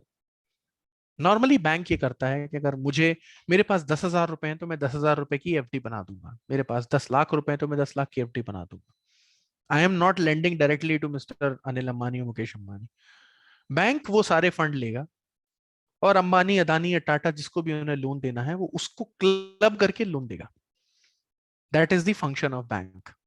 And that is why अगर मैं पैसे लेके जाता हूं और मुकेश अंबानी से बोलता हूं कि मेरे पास 1 लाख की सेविंग है तो मुझसे उधार ले लो, तो मुकेश अंबानी कभी मुझसे उधार नहीं लेंगे, क्योंकि वो पॉसिबल ही नहीं ना, वो कितने कॉन्ट्रैक्ट्स मैनेज करेंगे। While in case of DeFi this is highly scalable. अगर एक बंदे को 1 करोड़ रुपए चाहिए तो वो 10 बंदे से अलग अलग कॉन्ट्रैक्ट एग्जीक्यूट करेगा और उनसे 2 लाख, 5 लाख, 10 लाख, 20 लाख, 25 लाख, जितने भी ट्रांजेक्शन में उसका रेट सेट होगा, वो उतने उतने पैसे उनसे लेके और अपना काम कर लेगा। So pooling becomes easy, although there are pools available in case of DeFi, जो प्लेटफॉर्म है उसमें पूलिंग भी अवेलेबल है, but normally this thing happens, it becomes scalable. बहुत ज्यादा स्केलेबिलिटी है, एक छोटा सा आदमी, आप या मैं भी किसी भी बड़े बोरोवर को पैसा दे सकते हैं। Another advantage in this case is of volatility. आज लोगों के पास पैसा है, कल नहीं। रिजर्व बैंक की बात करें तो रेपो, रिवर्स रेपो रेट, जो मॉनेटरी कमेटी है तो होती है, उसकी मीटिंग होती है, फिर रिजर्व बैंक के गवर्नर बैठते हैं, फिर उस मीटिंग के डिस्क्लोज करते हैं कि हम रेपो रेट या रिवर्स रेपो रेट इतना बढ़ा रहे हैं या इतना घटा रहे हैं। जो रेट का डिफरेंस होता है वो होता है 25 बेसिस पॉइंट से 50 बेसिस पॉइंट से, यानी 25% से लेकर 25 पैसे से 50 पैसे तक का 0.25% या 0.5% का डिफरेंस एक बार में आता है। No major volatility. But in case of decentralized financing regime volatility बहुत ज्यादा हो जाती है। आज कोई लोन आपको 8% पे मिल रहा है, कल हो सकता है 6% पे मिल जाए अगर लिक्विडिटी ज्यादा है तो। So that is one of the advantages of a DeFi platform, that you can earn, you can hold money and you can earn major if in the times to come you can hold or have the capacity. Now, if we talk about the risk that is associated with DeFi, one of the risk is there's no uniform protocol yet. Everybody is operating on its own thing. किसी का भी कोई भी protocol नहीं है, कोई decisive factor नहीं है, and that is one big problem that decentralized finance is having. कोई सेंट्रलाइज सेटलमेंट अथॉरिटी नहीं है। जिस प्लेटफॉर्म पे आपने किया है ट्रांजैक्शन, उसी प्लेटफॉर्म पे आपको रिलाय करना पड़ेगा कि अगर पैसा नहीं मिलता है, सामने वाला डिफॉल्ट करता है, तो वो आपको पैसा दे देगा या दिला देगा। कोई अथॉरिटी नहीं है, कोई बैंक नहीं है, कोई कोर्ट नहीं है जहां आप जाके सेक्शन 138 का केस लगा दें चेक बाउंस का, या सिविल सेटलमेंट में चले जाएं कि मुझे ये पैसा वापस कर दीजिए। It is not possible sir. Frauds बहुत सारे हो सकते हैं क्योंकि कोई गवर्नमेंट रेगुलेशन नहीं है। वॉलेटिलिटी जहां पर डेफी के साथ एक एडवांटेज है, वहां डेफी के साथ वॉलेटिलिटी डिसएडवांटेज भी है, क्योंकि रेट ऑफ इंटरेस्ट हर रोज फ्लक्चुएट हो रहा है। अगर आपको आज पैसे की जरूरत थी, आपने 8% पे पैसा उठा लिया, कल पता चला पैसा तो 6% पे मिल रहा था, उस केस में इस 2% का खामियाजा आपको भुगतना पड़ेगा। और ये प्रॉब्लम आपके साथ होगी क्योंकि एक बार आपने स्मार्ट कॉन्ट्रैक्ट में एंटर कर लिया तो आप उस कॉन्ट्रैक्ट से बाहर नहीं आ सकते। इंटरनेशनल ट्रांजैक्शंस के सेटलमेंट का कोई भी सिस्टम डेफी में नहीं है। The only thing that operates is the platform. जिस प्लेटफॉर्म पे आपने अपना पैसा लगाया है या जिस प्लेटफॉर्म से उधार ले रहे हैं, सिर्फ वही प्लेटफॉर्म। मैं यहां पर बार बार लेंडर के पर्सपेक्टिव से बात कर रहा हूं। उसका रीजन ये है कि जो पैसा दे रहा है ही इज एट रिस्क, जो पैसा ले रहा है उसको तो कोई रिस्क है ही नहीं, वो तो पैसा लेके भाग भी सकता है। सो इंटरनेशनल ट्रांजैक्शन की बात करें, मैं यहां से बैठा हूं और मैंने नामीबिया के किसी बंदे को डिसेंट्रलाइज फाइनेंस के थ्रू अगर लोन दे दिया और वो बंदा वहां से गायब हो गया, अपनी आइडेंटिटी चेंज करके कहीं कनाडा में जाके शिफ्ट हो गया और वहां पे गायब हो गया, तो मुझे नहीं पता है कि मेरे पैसे को कौन सेटल करने वाला है। इस तरीके की प्रॉब्लम्स डेफी में कॉमन है जो कि हो सकती हैं। और cross border enforcement, let us say the person is there itself, he is not run away, लेकिन क्या मेरे दिए हुए पैसे का, मैं अगर मैंने लेट अस से $1,000 यानी कि लगभग 70-80 हजार रुपए किसी नामीबिया के बंदे को दिए हैं और वो मेरा पैसा नहीं लौटा रहा, तो मैं क्या नामीबिया में जाके उसके अगेंस्ट पुलिस कंप्लेंट करूंगा? उससे ज्यादा पैसा तो मुझे जाने आने में लग जाएगा। What will I do? These are the problems that we all are having in this case. And of course, people say that DeFi is secured by smart contracts, but smart contracts are the things जो कि blockchain पर register हो जाते हैं, जिससे कि दो लोग bound होते हैं और वो contract change नहीं हो सकते। लेकिन smart contract is again a code. It is not law. Smart contract कोई भी ऐसी चीज नहीं है जिसको कि कोर्ट रिकॉग्नाइज करता हो। स्मार्ट कॉन्ट्रैक्ट को अभी तक लीगल वैलिडिटी नहीं मिली है। That is one big problem while you are operating in the DeFi platform. If we talk about the way forward, यहाँ से क्रिप्टो कहाँ जाएगा या क्या क्रिप्टो का फ्यूचर है, if we talk about that, so stop, you cannot change it, you cannot stop it। जब मैंने डिस्कस किया कि in the times to come crypto रुकेगा नहीं, क्रिप्टो तो लोग इन्वेस्ट करेंगे, भले ही वो गवर्नमेंट उसे बैन कर दे, वो यहाँ इन्वेस्ट नहीं करेंगे तो वो नेपाल में, बांग्लादेश में जाके, म्यांमार में, भूटान में जाके अपना अकाउंट खोल लेंगे जहां पे अलाउड है, और वहां से क्रिप्टो पे ट्रांजेक्शन करेंगे, लेकिन क्रिप्टो के ट्रांजेक्शन तो होंगे, यू कैनॉट स्टॉप इट। और जो चेंज नहीं होंगे, जो कंट्रीज इसे एक्सेप्ट नहीं करेंगे, जो इकोनॉमीज एक्सेप्ट नहीं करेंगे, शायद वो इस फ्लो में बह जाएं, बहुत नुकसान उठाएं। गवर्नमेंट भी, if you talk about government regulation, they are only planning to regulate crypto. They are not planning on banning crypto. Government की तरफ से जो स्टेटमेंट्स आए थे, कुछ अथॉरिटीज के जो स्टेटमेंट आए थे, वो स्टेटमेंट्स थे कि we are planning on banning private crypto currencies and we are not making crypto a legal tender. Now what is the difference? जो पब्लिक क्रिप्टो करेंसीज हैं, लाइक बिटकॉइन, लाइक इथेरियम, इन सब currencies में जो system होता है वो open होता है, कोड ड्रिवन होता है, ऑटोमेटिकली सारी चीजें होती हैं, ट्रांजेक्शन्स होते जाते हैं, कोई एक अथॉरिटी नहीं है जो इसको मैनेज कर रही है या इसको सेंट्रलाइज अप्रूवल दे रही है, जैसे कि बैंक में होता है कि आपने चेक दिया, बैंकर ने अगर अप्रूव कर दिया तो चेक क्लियर हो गया। यहाँ पर एक ग्रुप ऑफ माइनर्स, वैलिडेटर्स जो इसे ऑपरेट करता है। लेकिन अगर हम ये बात करें, प्राइवेसी जो करेंसीज हैं या प्राइवेसी एक्सचेंजेस, प्राइवेट करेंसीज हैं, वो सेंट्रलाइज फॉर्मेट में ऑपरेट करती हैं। They have the right even to change the blockchain afterwards if they want to. So government private currencies को बैन करेगा, प्राइवेसी एक्सचेंजेस को बैन करेगा। तीसरी चीज, government will not be making it a legal tender, यानी crypto will not be termed synonymous to the rupee और dollar.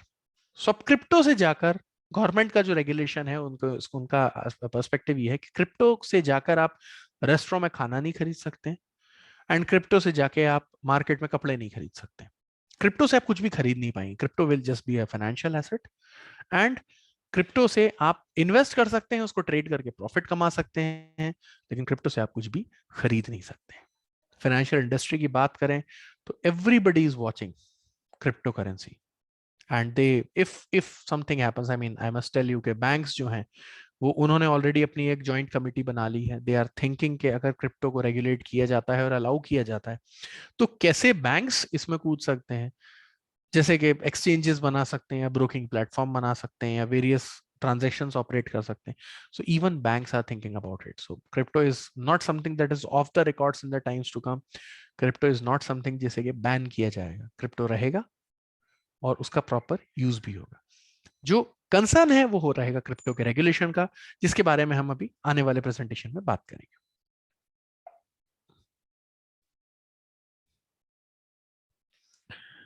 Crypto की बात करें तो जो रेगुलेशन की जब भी बात करते हैं तो क्यों क्यों एक नाइटमेयर है क्रिप्टो रेगुलेटर्स के लिए, क्यों बुरे सपने जैसा है?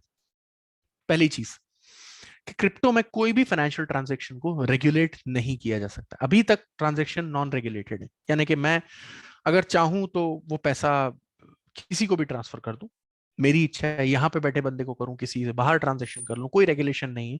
एंड इसी के कारण गवर्नमेंट का एक बहुत बड़ा कंसर्न है कि शायद इलीगल एक्टिविटीज के लिए टेररिस्ट फंडिंग हो जाए क्रिप्टो से, किसी तरीके की ऐसी फंडिंग भी हो सकती है। So these are the problems that the government is facing, and government is not able to regulate those transactions. This is the biggest concern that the government is having with crypto. It is a free currency, as I said, कि जब currency की value गिरती है तो government, reserve bank अपनी policies के जरिए crypto की प्राइस, करेंसी की प्राइसेस को बढ़ाता है या घटाता है या उसे रेगुलेट करता है या मैनेज करता है। But in case of crypto currency कोई रेगुलेशन, कोई मैनिपुलेशन पॉसिबल नहीं है। ये तो प्योरली मार्केट ड्रिवन है, इसको कोई भी कंट्रोल नहीं कर रहा है। हाँ, कुछ लोग कंट्रोल करते हैं, एलॉन मस्क कंट्रोल करते हैं। एलॉन मस्क जिनकी नेटवर्थ लगभग 370 380 और बिलियन है, he is the richest man in the world right now. Elon Musk ने एक ट्वीट किया about a particular coin, Dogecoin. He just showed a tweet with the case of, tweet करने के बाद उन्होंने एक ट्वीट किया डॉज कॉइन के बारे में, और डॉज कॉइन की ट्वीट के बारे में उन्होंने फिर नेक्स्ट ट्वीट किया, जिस ट्वीट में उन्होंने उसको बोला कि मैं एक कुत्ते को फ्लोकी नाम देने की सोच रहा हूँ। This small thing led to such an upheaval and up down in the prices of the cryptocurrencies that in the times to come, Elon Musk earned close to 15 billion on his crypto investment. So जो बंदा richest बंदा है in the world, जिसकी value जो है वो net worth है total 370 380 odd billion है, वो 15 बिलियन, यानी कि अपनी टोटल इतने सालों में जो कमाई हुई नेटवर्थ है उसका 5% सिर्फ एक हफ्ते में कमा लेता है, because he is all mighty and powerful. So this is the disadvantage of crypto having no intervention or no regulatory mechanism or no investor protection. कई सारे ट्रांजेक्शंस हिडन है, ऐसे हो जाते हैं, लोगों को पता भी नहीं चलता. Wallet to wallet transfers you can do without any intervention from anybody, without any regulation from anybody. That becomes a problem. That is the thing that the regulators want to control, which they are not able to do in crypto, and that is making it difficult for them to accept crypto. Illegal activities के लिए payment हो सकता है, we already discussed. So payment is quite easy. I mean, somebody from some country can just buy some token, buy some coin, and all of a sudden he transfers it to his wallet.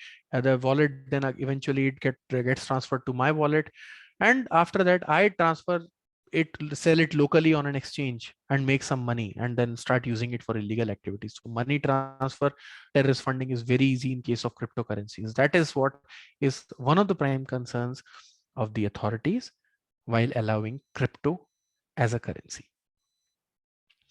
Transactions का कोई भी trace नहीं रहता है. It is easy. कोई भी ट्रांजेक्ट करेगा. लोग कहते हैं बिटकॉइन पे सारी चीजों की ट्रैकिंग होती है. यस सर, बिटकॉइन पे ट्रैकिंग होती है, लेकिन वो ब्लॉकचेन पर ट्रैकिंग होती है. अगर आप ब्लॉकचेन से कुछ भी ट्रांजेक्शन कर रहे हैं तो ट्रैकिंग होती है, लेकिन अगर आप एक्सचेंज पर कोई भी ट्रांजेक्शन कर रहे हैं तो you are basically playing on the liquidity of the exchange. So exchange की जो लिक्विडिटी है उसमें आप सिर्फ एक्सचेंज के अपना जो अकाउंट है उसमें आपने खरीदा, आपने किसी दूसरे को बेच दिया, वो पैसा कहाँ गया किसी को नहीं पता. This trail of transaction is not available. And as I gave you the example of Elon Musk, कोई भी इंडिविजुअल, कोई भी ग्रुप अपने बेनिफिट के लिए इसे प्ले कर सकता है विदाउट एनी रूल्स और any regulation for the protection of investors.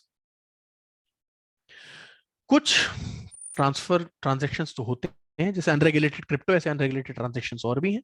सौदा चिट्ठी है, हवाला है, हुंडी चिट्ठी है, बहुत सारी चीजें होती हैं. बट इन सब के लिए डिमोनेटाइजेशन एक जवाब है. शायद गवर्नमेंट ने उसको कंट्रोल किया था कुछ हद तक. पैरेलल इकोनॉमी भी चलती है, पेपर करेंसी चलती है. आप और मैं पेपर पे डिसाइड कर लेते हैं हम एक दूसरे को इतना पैसा लेंगे या देंगे या ट्रांजैक्शन करेंगे, बिना किसी बैंक ट्रांजैक्शन के, बिना किसी फिजिकल करेंसी नोट के ट्रांजैक्शन के हम ट्रांजैक्शंस कर सकते हैं. ये सब चल रहा है, लेकिन because of the lack of guarantee in this transactions are in very very small circle. बहुत छोटे सर्कल में, बहुत कम लेवल पर चल रहे हैं, क्योंकि हर आदमी हर किसी पर भरोसा नहीं करता. But in case of crypto currency you have an asset backing that transaction, so कोई भी ट्रांजैक्ट कर सकता है. And that is one big problem that the cryptocurrency is having. So जो monetary transactions का जो part है, जो चीज है कि other transactions जो कि होते हैं, लेकिन crypto आने के बाद से वो transactions में और सारी difficulties बढ़ सकती है. That is one problem that we are having. If we talk about what markets can be explored, so let us talk about the government. तो गवर्नमेंट की बात करें तो गवर्नमेंट बहुत सारी चीजों में, I told you, Telangana government is already keeping land records on the blockchain format. IIT में अभी recently honorable Prime Minister Mr. Narendra Modi launched the blockchain format, जिसमें के जो IITians का जो batch था उनकी सारी degree, सारी transcripts will be maintained on blockchain technology, so anybody can go and access, and this will lead to decrease in the manipulation. I mean, it will make the manipulation virtually zero. So any organization, if he wants to access their transcript by that particular number, they can access the transcript and see whether that student has actually performed good or not, whatever he's claiming is right or not, and there will be no possibility of tampering of the mark sheets and such documentation. तो इन चीजों के कारण जो financial variants है उनको तो फायदा ही होगा, बट दूसरी चीजों में भी फायदा होगा. Financial variants we talk like DeFi, we talk like other things, उन सब में भी फायदा कहीं ना कहीं होने वाला है. सो पोटेंशियल बहुत ज्यादा है ब्लॉकचेन टेक्नोलॉजी का, क्रिप्टो टेक्नोलॉजी का, लेकिन उसका सही यूजेज अभी तक अनएक्सप्लोर्ड है. बहुत सारी चीजें जिसमें से यूज किया जा सकता है. The basic thing that government need to do right now is, what my feeling is, that government should start accepting blockchain technology, which the government has already done. Crypto can wait, but blockchain can always be used for the benefit of the government.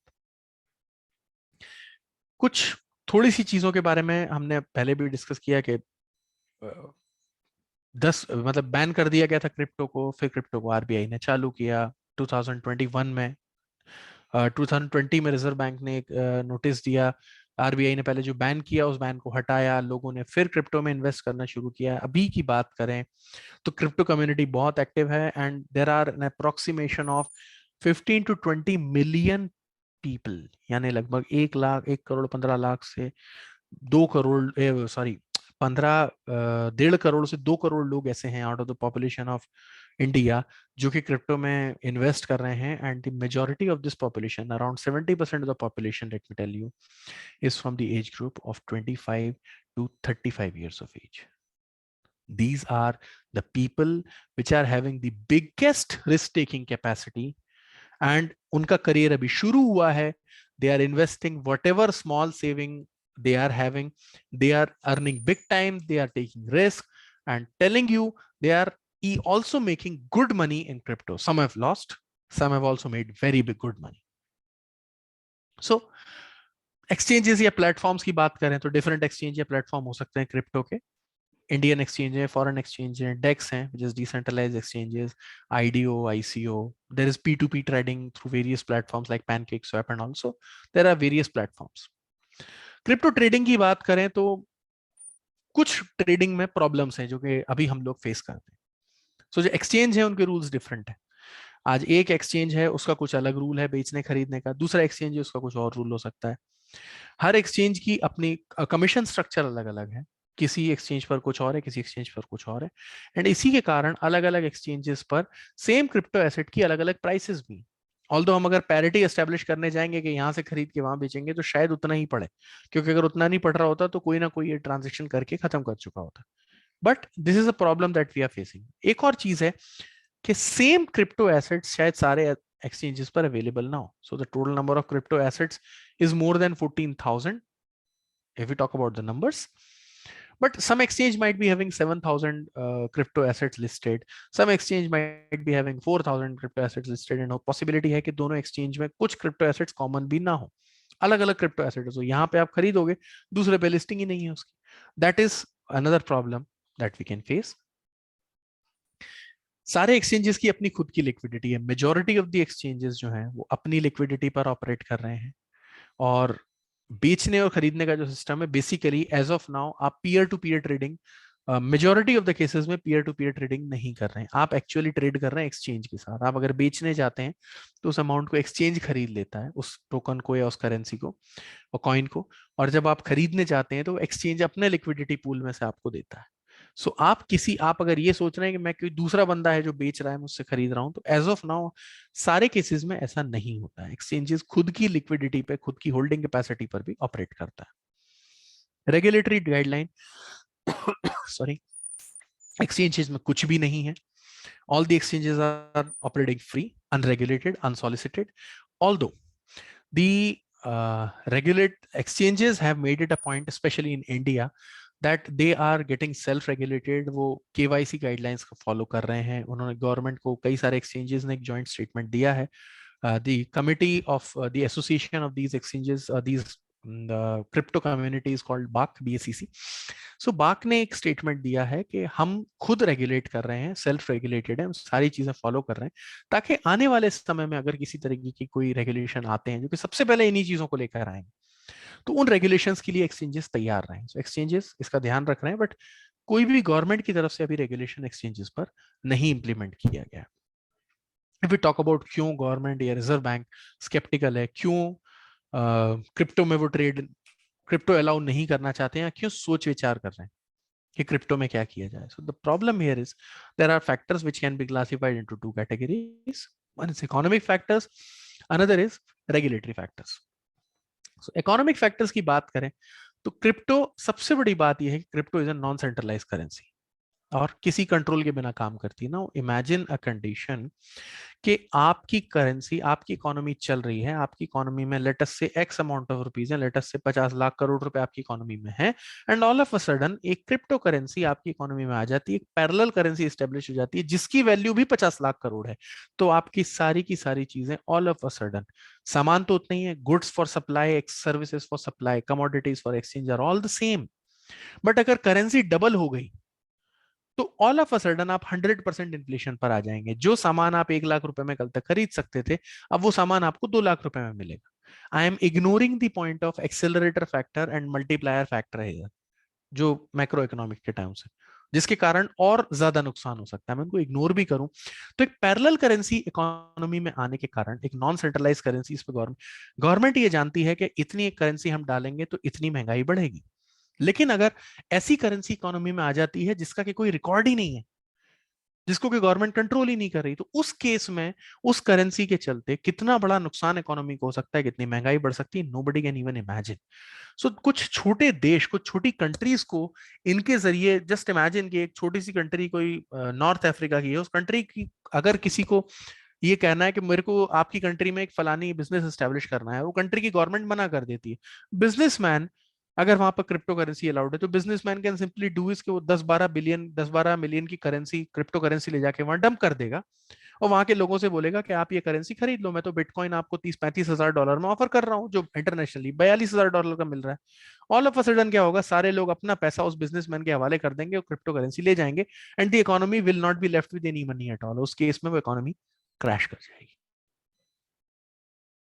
So we are seeing the next level of warfare with crypto currency. छोटी countries पर हमने biological warfare देख लिया।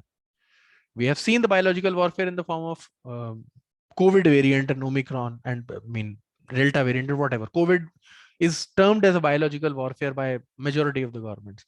अब financial warfare भी देख लेंगे, अगर क्रिप्टो करेंसी को इतना freely allow कर दिया गया तो it actually can lead to the financial warfare. Government जो है अगर करेंसी को मैनिपुलेट करके करेंसी को मैनेज करके अगर कुछ भी इकोनॉमी को कंट्रोल करना चाहती है, महंगाई को कम करना चाहती है, कोई दूसरा ट्रांजेक्शन करना चाहती है, गवर्नमेंट नहीं कर पाएगी, क्योंकि एक पैरेलल करेंसी होगी, लोग तुरंत उस करेंसी पर चले जाएंगे जैसे ही करेंसी सप्लाई रेगुलेट होगी। नीडलेस टू से कि there will be no, all the transactions will be beyond the tax radar. You can earn in cryptocurrency, you can buy in cryptocurrency, you can spend in cryptocurrency, you can make assets in cryptocurrency, और government को किसी बात का कुछ पता नहीं चलेगा, taxation तो होगा ही नहीं। That is the problem that will face. एक पैरेलल इकोनॉमी खड़ी हो जाएगी, ऑल्दो अभी भी पैरेलल इकोनॉमी है, ब्लैक मार्केट ट्रांजैक्शंस चलते हैं, बट स्टिल वो ट्रांजैक्शन रुपए में ही होते हैं। So government is having a fair idea कि इतने अमाउंट की ब्लैक मार्केट इकोनॉमी है, तो वो इकोनॉमी को मैनेज करना जानते हैं। बट क्रिप्टो के केस में इकोनॉमी का कोई कंट्रोल ही नहीं रहेगा, क्योंकि एक ऐसी करेंसी है जो शायद आज 1 लाख करोड़ इंडिया में है और कल शायद 3 लाख करोड़ हो, क्योंकि सारे इंडियंस ने वो करेंसी खरीद ली। So there will be no control absolutely in this case. और एक्सट्रीम कंडीशन में अगर क्रिप्टो करेंसी अनरेगुलेटेड छोड़ी गई तो एक इकोनॉमिक कोलैप्स भी हो सकता है, not for countries like India, India is a big country, but for smaller countries possibility है। रेगुलेटरी फैक्टर की बात करें तो रेगुलेटरी फैक्टर जो गवर्नमेंट के लिए चिंता का विषय है वो है कि जो पैसा ट्रांसफर हो रहा है उसको ट्रेसिबिलिटी नहीं है, और इंटरनेशनल ट्रांजैक्शंस भी बिना ट्रेसिंग के निकल जाएंगे। अगेन टेररिस्ट फंडिंग पॉसिबल है, टैक्स इवेजन पॉसिबल है। सो ये सारी चीजों के चलते गवर्नमेंट थोड़ी सी स्केप्टिकल है कि कैसे क्यों क्रिप्टो करेंसी को किस तरीके से रेगुलेट करें और किस तरीके से इन सब चीजों को देखें। So that is I mean one of the few problems that we have. अगर हम रेगुलेशन की बात करें कि दूसरी कंट्रीज में क्रिप्टो पर क्या रेगुलेशन है, तो first is United states. Centrally जो फेडरल गवर्नमेंट है उन्होंने तो क्रिप्टो को अलाउ कर दिया है, बट जैसा कि इंडिया में सिस्टम है ऐसा यूनाइटेड स्टेट्स में भी अलग अलग स्टेट्स हैं, उनका सिस्टम है। तो New York which is the financial capital of India, Wyoming, इन लोगों ने अलाउ कर दिया है क्रिप्टो को, रेलेवेंट रूल्स भी बना दिए हैं। दूसरे स्टेट्स भी इस चीज के बारे में सोच रहे हैं, but there is still an ambiguity. तो जो सिक्योरिटी एक्सचेंज कमीशन है like the SEBI in India, वो उसे सिक्योरिटी ट्रीट कर रहे हैं। Commodity future trading commission bitcoin को कमोडिटी मानता है, ट्रेजरी उसे करेंसी मानता है, तो किस रेट पर टैक्स करें, कैसे करें, there is lot of ambiguity even in United States, जहां पर के सबसे ज्यादा क्रिप्टो करेंसी कंपनीज लोकेटेड है, वहां पर भी अभी रेगुलेशंस में कोई क्लैरिटी नहीं। कनाडा की बात करें, सबसे पहले क्रिप्टो को एक्सेप्ट करने वाला नेशन, बिटकॉइन के ETF an exchange traded fund जो बिटकॉइन पर बेस्ड था उसको भी सबसे पहले कनाडा ने अप्रूव किया, बट क्रिप्टो को वो भी एज अ कमोडिटी ट्रीट करते हैं for the purpose of taxation. So if you buy and sell it will be like a commodity, you are earning on the trade of a commodity. United Kingdom की बात कर रहे हैं तो वहां पर KYC और AML गाइडलाइंस कंपलसरी हैं, और क्रिप्टो पर किए जाने वाला कोई भी इन्वेस्टमेंट उसमें किया हुआ प्रॉफिट कैपिटल गेन माना जाएगा। जापान की बात करें तो जापान टेक्नोलॉजी में सबसे आगे रहा है। इनफैक्ट सतोशी नाकामोटो के नाम से जो स्टार्ट किया था, that is also a Japanese name, जिनके नाम से बिटकॉइन स्टार्ट हुआ है। तो जापान ने इसको लीगल प्रॉपर्टी कंसिडर किया है और इससे होने वाले ट्रेड के बेनिफिट्स को मिसलेनियस इनकम मान रहे हैं। ऑस्ट्रेलिया में भी इसे लीगल प्रॉपर्टी कंसिडर किया जाता है, लेकिन इसके ट्रेड के प्रॉफिट को कैपिटल गेन में टैक्स किया जाता है। Singapore which is again a tax haven, वहां पर इसे कैपिटल गेन्स पर सिंगापुर में टैक्स है नहीं, लेकिन जो कि कंपनीज क्रिप्टो करेंसी में ऑपरेट कर रही हैं उनको क्रिप्टो करेंसीज पर बिजनेस इनकम में वो खुद टैक्स दे रही, जो भी वो प्रॉफिट अर्न कर रहे हैं उस पर। चाइना की बात करें तो China has always been different than the world. So एक किस्सा ये है कि चाइना ने क्रिप्टो करेंसी को तो चाइना अलाउड नहीं करता है, और चाइना ने यहां तक किया है कि मई 21 में चाइना ने सारी की सारी माइनिंग एक्टिविटीज, जो वैलिडेशन एक्टिविटीज होती हैं, उनको भी बैन कर दिया है। सो माइनर्स को मजबूरी में दूसरी जगह शिफ्ट करना पड़ा। That is also one problem. China has not accepted crypto currencies, legal tender नहीं मानते हैं, और चाइना में लेकिन इसको इनहेरिटेंस के लिए, यानी कि वसीयत के लिए, जो कि एक बंदा किसी दूसरे बंदे को ट्रांसफर कर सकता है, इसको प्रॉपर्टी का दर्जा दिया गया है। सो प्रॉपर्टी होने के कारण चाइना में उसे एसेट तो माना गया है, लेकिन चाइना क्रिप्टो करेंसी को एक्सेप्ट नहीं करता है। एंड इसी का सबसे बड़ा एग्जांपल ये है कि बाइनेंस, जो कि दुनिया का सबसे बड़ा एक्सचेंज है, पहले चाइना में शुरू हुआ था, और चाइना ने जब क्रिप्टो करेंसी को बैन किया, उसके बाद बाइनेंस वहां से शिफ्ट हो गया यूएस, केमन आइलैंड में उन्होंने अपना ऑफिस बनाया, जो कि एक चाइनीज ओन्ड है। तो this is one thing. European Union में भी सेम कंडीशन है कि क्रिप्टो इज लीगल, लेकिन टैक्स मैकेनिज्म कहीं कुछ और है और कहीं कुछ और है। So these are the different tax regulations across the world. So अगर इंडिया की बात करें, सो कैन क्रिप्टो करेंसी और should crypto currency be banned? First thing, ये एक ऐसी टेक्नोलॉजी है जिसको कि बहुत सारे यूजेस इंडिया में आने वाले हैं आने वाले समय में। We can not ban it, we cannot ignore crypto also. If we ban it, if we ignore crypto, we will be missing the bus here. That is a big problem. So हमें crypto को ban करने की बजाय, my opinion is, we need to find a solution. We need to find a regulatory mechanism by which जो भी हमारी problems हैं, जो भी हमारे कंसर्न्स हैं क्रिप्टो को लेकर, वो एड्रेस हो जाएं। इंफॉर्मेशन की ट्रांसपेरेंसी नहीं है तो ट्रांसपेरेंटली इंफॉर्मेशन अवेलेबल हो जाए। टैक्स अगर अवॉइडेंस की पॉसिबिलिटी है तो टैक्स को अवॉइडेंस रोका जा सके और लोग टैक्सेशन रजीम में आ जाएं। इन सब चीजों को ध्यान में रखते हुए हमें क्रिप्टो को रेगुलेट करना चाहिए। क्रिप्टो को बैन करना is not the solution. Similar thinking जो है वो शायद गवर्नमेंट ऑफ इंडिया की भी है, इसलिए उन्होंने अभी तक क्रिप्टो को बैन नहीं किया है। हाँ, उन्होंने ये जरूर कहा है कि हम प्राइवेट करेंसीज को बैन कर देंगे, प्राइवेसी एक्सचेंजेस को बैन करेंगे, क्रिप्टो को बैन कर देंगे, ऐसा कोई भी direct statement government of India या मिनिस्ट्री ऑफ फाइनेंस की तरफ से नहीं आया है। RBI is having its own problems, RBI is having its own concerns, लेकिन RBI खुद भी as per a news that RBI is also thinking of coming up with their own digital currency, which will be, I think, the second of this kind, because China is also thinking of coming up with their own digital currency. So basically these are the two nations which are thinking in that direction. So RBI sooner or later will have to accept this fact. If we talk about the various other things like, अगर suggestions की बात करें कि crypto में क्या क्या चीजें होनी चाहिए, तो क्रिप्टो में अगर इंटरनेशनल मनी ट्रांसफर हो रहा है तो रेगुलेशंस के फॉर्म में उसे फेमस रेगुलेट किया जा सकता है। जो ट्रांजैक्शंस की लिमिट है वो कम की जा सकती है या रेगुलेट की जा सकती है कि इससे ज्यादा के फॉरेन ट्रांजैक्शंस नहीं होंगे, तो फेमा के रूल्स अप्लाई किए जा सकते हैं in the form of regulation. These are my suggestions as to what can be the regulation of crypto. जो फॉरेन एक्सचेंजेस में P2P जो खरीद रहे हैं, पीयर टू पीयर अगर ट्रांजैक्शंस कर रहे हैं, क्रिप्टो बाहर से ले रहे हैं, तो उसका लिए एक ITR में, इनकम टैक्स रिटर्न में, एक सेपरेट डिक्लेरेशन होना चाहिए कि आपने अगर ऐसी कोई भी चीज खरीदी है या बेची है तो उसको आप डिक्लेयर कर दें। जिस तरीके से कि आपने अगर आपकी जो होल्डिंग है, जैसे कि आपकी प्राइवेट कंपनीज में भी जो होल्डिंग है, that has been made reportable under the income tax act, now आपको उसको रिपोर्ट करना पड़ेगा। सिमिलर वेज आप ITR में जो रिपोर्टिंग है P2P, अगर आपने कुछ ट्रांजेक्शन की उसको भी रिपोर्ट कर दें, that can be made mandatory. And price variation अभी जो है वो क्रिप्टो में एक चैलेंज है, बट एक्सचेंजेस को अगर लिक्विडिटी जो है वो लिक्विडिटी पे ऑपरेट करने की बजाय वो पीयर टू पीयर नेटवर्क बना दें, जैसे कि BSE या NSE होता है, अगर इस तरीके की चीजों में ऑपरेट करने लगे तो शायद और थोड़ी सी ट्रांसपेरेंसी आए। This is one of the suggestions. KYC और AML ऑफ कोर्स सारी गाइडलाइन फॉलो हो, जो नो योर कस्टमर गाइडलाइन यानी कि आइडेंटिफिकेशन प्रूफ प्रॉपरली होना चाहिए, जो एंटी मनी लॉन्ड्रिंग गाइडलाइंस यानी कि जो पैसा जो आया है उस पैसे का सोर्स प्रॉपरली डिक्लेयर होना चाहिए, सो दैट कोई भी ब्लैक मनी चैनलाइज नहीं हो पाए. So these are the things that can be taken up. And कुछ फेक क्रिप्टो करेंसी है और वो सब चीजें इन्वेस्टर्स को चीट ना कर सके, इसके बारे में ध्यान रखा जाए. जो क्रिप्टो एसेट्स हैं वो वॉलेट्स में है तो 100% सेफ है, लेकिन इसीलिए कुछ लोग अपने जो एक करेंसी है वो एक्सचेंज से, क्रिप्टो एसेट्स अपनी जो होल्डिंग है वो एक्सचेंज से अपने वॉलेट में ट्रांसफर कर लेते हैं. और इसी कारण जो वॉलेट के जो ट्रांसफर्स हैं अगर, तो वो प्राइवेट वॉलेट्स होते हैं, वॉलेट के ट्रांसफर आर टोटली अनट्रेसेबल. सो एक आईटीआर में आप ये भी रूल लगा सकते हैं कि अगर आपका कोई भी वॉलेट में भी जो होल्डिंग है उस होल्डिंग को भी आप डिक्लेयर करें, और अगर कोई ऐसा ट्रांजेक्शन किया है वॉलेट से किसी को दे रहे हैं तो आप उसको भी रेगुलेट करें.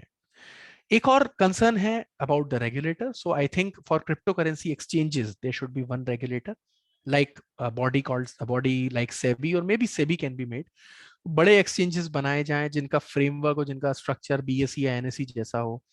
एंड सारे एक्सचेंजेस को जैसे कि बीएसई या एनएसई नॉर्म्स फॉलो करते हैं, बारिंग दी एक्सेप्शन ऑफ क्रिप्टो, उस तरीके के नॉर्म्स फॉलो करने का कहा जाए.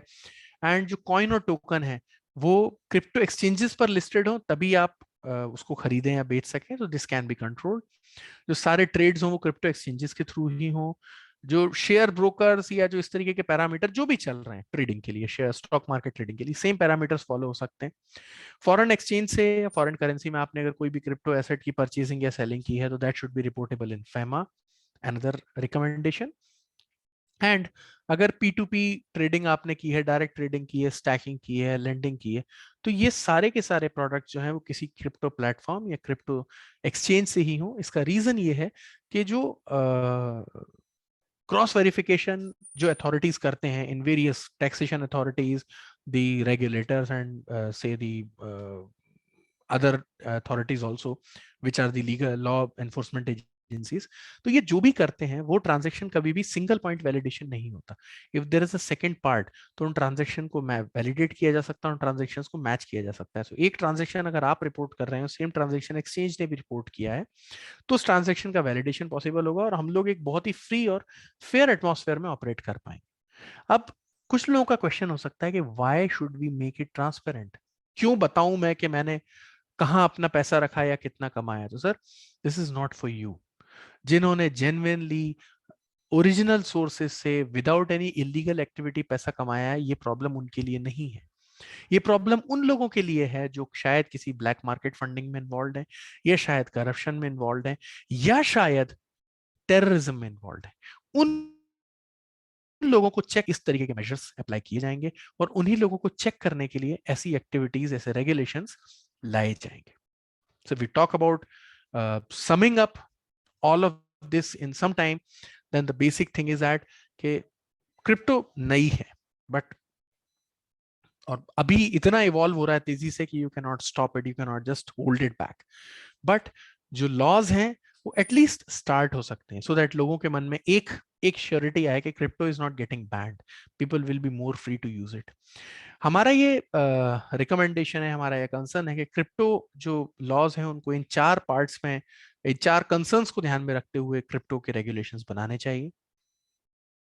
पहला रेगुलेशन, जो फ्लो ऑफ मनी है वो रेगुलेट किया जाए ताकि अनवारंटेड ट्रांजैक्शन स्टॉप हो पाए. ऐसे ट्रांजैक्शंस जो कि ब्लैक मनी से होते हैं, ऐसे ट्रांजैक्शंस जो करप्शन में इन्वॉल्व लोगों के द्वारा किए जाते हैं, ऐसे ट्रांजैक्शंस जो टैक्स रेडार के बाहर हो जाते हैं, सो दैट उसमें टैक्स अवॉइड किया जा सके. ये जो सारे रेगुलेशन है ये इस हिसाब से बने कि ये सारे ट्रांजैक्शंस जो है वो अवॉइड किए जा सके, ये सारे ट्रांजैक्शंस अंडर द रेडार लाए जा सके और इन ट्रांजैक्शंस पर प्रॉपर रिपोर्टिंग हो सके. पहला पॉइंट.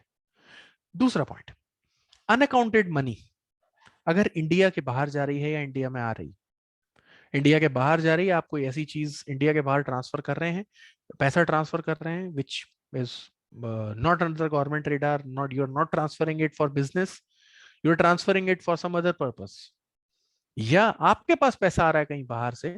वो एक एग्जांपल मुझे याद आता है कि इतने बिलियन, इतने मिलियन की या इतने पाउंड्स की आपकी लॉटरी लगी है और आप अकाउंट नंबर बता दो तो मैं आपके अकाउंट में ट्रांसफर कर देता हूँ। अगर ऐसा पैसा अकाउंट में आता है सर, तो you have to prove the source generally, and you have to pay taxes on that if there is any transaction like that, and you also have to tell the government कि ये पैसा क्यों आया है आपके पास।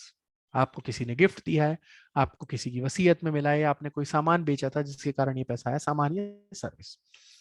in case of extreme circumstances, this can also be the means of terrorist funding, किसी के पास पैसा आ जाए। So this should be stopped. That should be the other part of regulation. Third is जो टैक्स अवॉइडेंस है, मतलब सारे transactions को अगर आप टैक्स रिडार के अंडर लेके आते हैं, रेगुलेट करते हैं, अगर वैलिडेट करते हैं दोनों पार्ट्स पर, यानी कि जो इन्वेस्टर है, जो क्रिप्टो होल्डर है, वो भी उस ट्रांजेक्शन को रिपोर्ट करे, जो एक्सचेंज है जहां से ट्रेड हुआ वो भी उस ट्रांजेक्शन को रिपोर्ट करे, तो the authorities will always have an option कि दोनों जगह से ट्रांजेक्शन को मैच करके वैलिडेट कर लें, और वैलिडेट करने के बाद सब मतलब उसको इंश्योर कर लें कि ट्रांजेक्शन गलत नहीं हुआ है और उस पर जो टैक्स भरा गया है वो सही भरा गया है। सो इस तरीके की टैक्स अवॉइडेंस को रोकने के लिए जो रूल्स हैं वो बनने चाहिए, और उन रूल्स की पेरिफेरी मतलब टैक्सेशन, एक्सचेंजेस की रिपोर्टिंग होनी चाहिए, personal reporting in the form of ITR होनी चाहिए। ये सारी रिपोर्टिंग और ये सारी इंडेक्सिंग जब हो जाएगी तो एआईएस में शायद ये इंफॉर्मेशन जनरेट ऑटोमेटिकली हो सके in the times to come कि आपकी क्रिप्टो में होल्डिंग्स कितनी है और क्रिप्टो में ट्रांजेक्शंस कितने हैं। Now, most important part here is the investor protection. Right now, investors are not protected if they are trading in crypto. So if we talk about all these three, money supply को regulate करने के लिए law enforcement है कि आपके पास bank है, आपके पास क्योंकि बैंक से ही पैसा गया कहीं ना कहीं वो बैंक में वापस आ रहा है, so you can stop it. You have the law to check unaccounted money because you have guidelines under FEMA, या वो वॉलेट टू वॉलेट ट्रांसफर हुआ है कैसे भी हुआ है, लेकिन फेमा की गाइडलाइन में the government has the authority to check it. Tax avoidance tax authorities कभी भी चेक करके इंश्योर कर सकते हैं, लेकिन इन्वेस्टर प्रोटेक्शन क्रिप्टो इन्वेस्टमेंट्स के केस में अभी तक नहीं है। So the government I feel should most importantly be working on the investor protection so that the big and the almighty, या जो अगर कुछ लोग फ्रॉड्स करना चाहते हैं, कुछ फर्जी करेंसी या कॉइन्स बेच के भागना चाहते हैं, इस तरीके की चीजें नहीं हो पाए। Of course it is a very risky game, और अगर उसमें पैसा डूबता है तो वो इन्वेस्टर की खुद की रिस्पॉन्सिबिलिटी है, लेकिन किसी तरीके का जानबूझ के किया हुआ बड़ा ऑर्गेनाइज फ्रॉड इन्वेस्टर के साथ नहीं हो, इस चीज को गवर्नमेंट इंश्योर करे। सो जो पेरिफेरी है हमारी वो इन चार चीजों को लेकर है कि मनी फ्लो जो है, ट्रांजैक्शंस जो हैं वो ऐसे ट्रांजैक्शन जो कि सही नहीं है उनको रोकें, जो अनअकाउंटेड मनी या इंडिया में आ रही है या इंडिया के बाहर जा रही है उसको रोकें, टेररिस्ट फंडिंग को रोकें। अगर टैक्स अवॉइड कोई करना चाहता है तो टैक्स अवॉइड ना हो, क्रिप्टो में ट्रांजैक्शन करके उसके लिए रूल्स बने, और इन्वेस्टर प्रोटेक्शन। इन चार पेरिफेरी को लेकर गवर्नमेंट को रूल्स बनाने चाहिए, और मुझे लगता है कि इन्हीं पॉइंट्स के आसपास जो गवर्नमेंट के रेगुलेशन हैं वो आने वाले हैं। Similar kind of recommendations have been made by various authorities, by let us say income tax department और मे बी क्रिप्टो एक्सचेंजेस। उन सब ने यही बात पर कंसेंसस हुआ है कि इस तरीके के रेगुलेशंस जो है वो आने वाले हैं या आने चाहिए। So again saying that crypto is not getting banned, private currencies might be banned, but there will be regulations, and regulations will be around these periphery. And blockchain is a very good concept that all should follow and can make maximum use of in the times to come. So this is all from my side, and thank you so much for listening to me, and I'm open to questions now. Thank you Sudeep ji. Thank you, sir. बहुत ही nicely इसकी taxation aspect और हमारे crypto का future किस तरह का हो और आगे जाके उसमें क्या क्या सुधार की जरूरत है। अभी बहुत इनिशियल स्टेज पे है क्रिप्टो से रिलेटेड चीजें, तो धीरे धीरे ये शेप लेगी, तो उसके लिए आपने बहुत ही विस्तार में समझाया, उसके लिए thank you very much. And now I request audience, if you have any question you can right in chat box. Madam Shweta, what is your question? Sir, please answer. What is your question? Please tell me.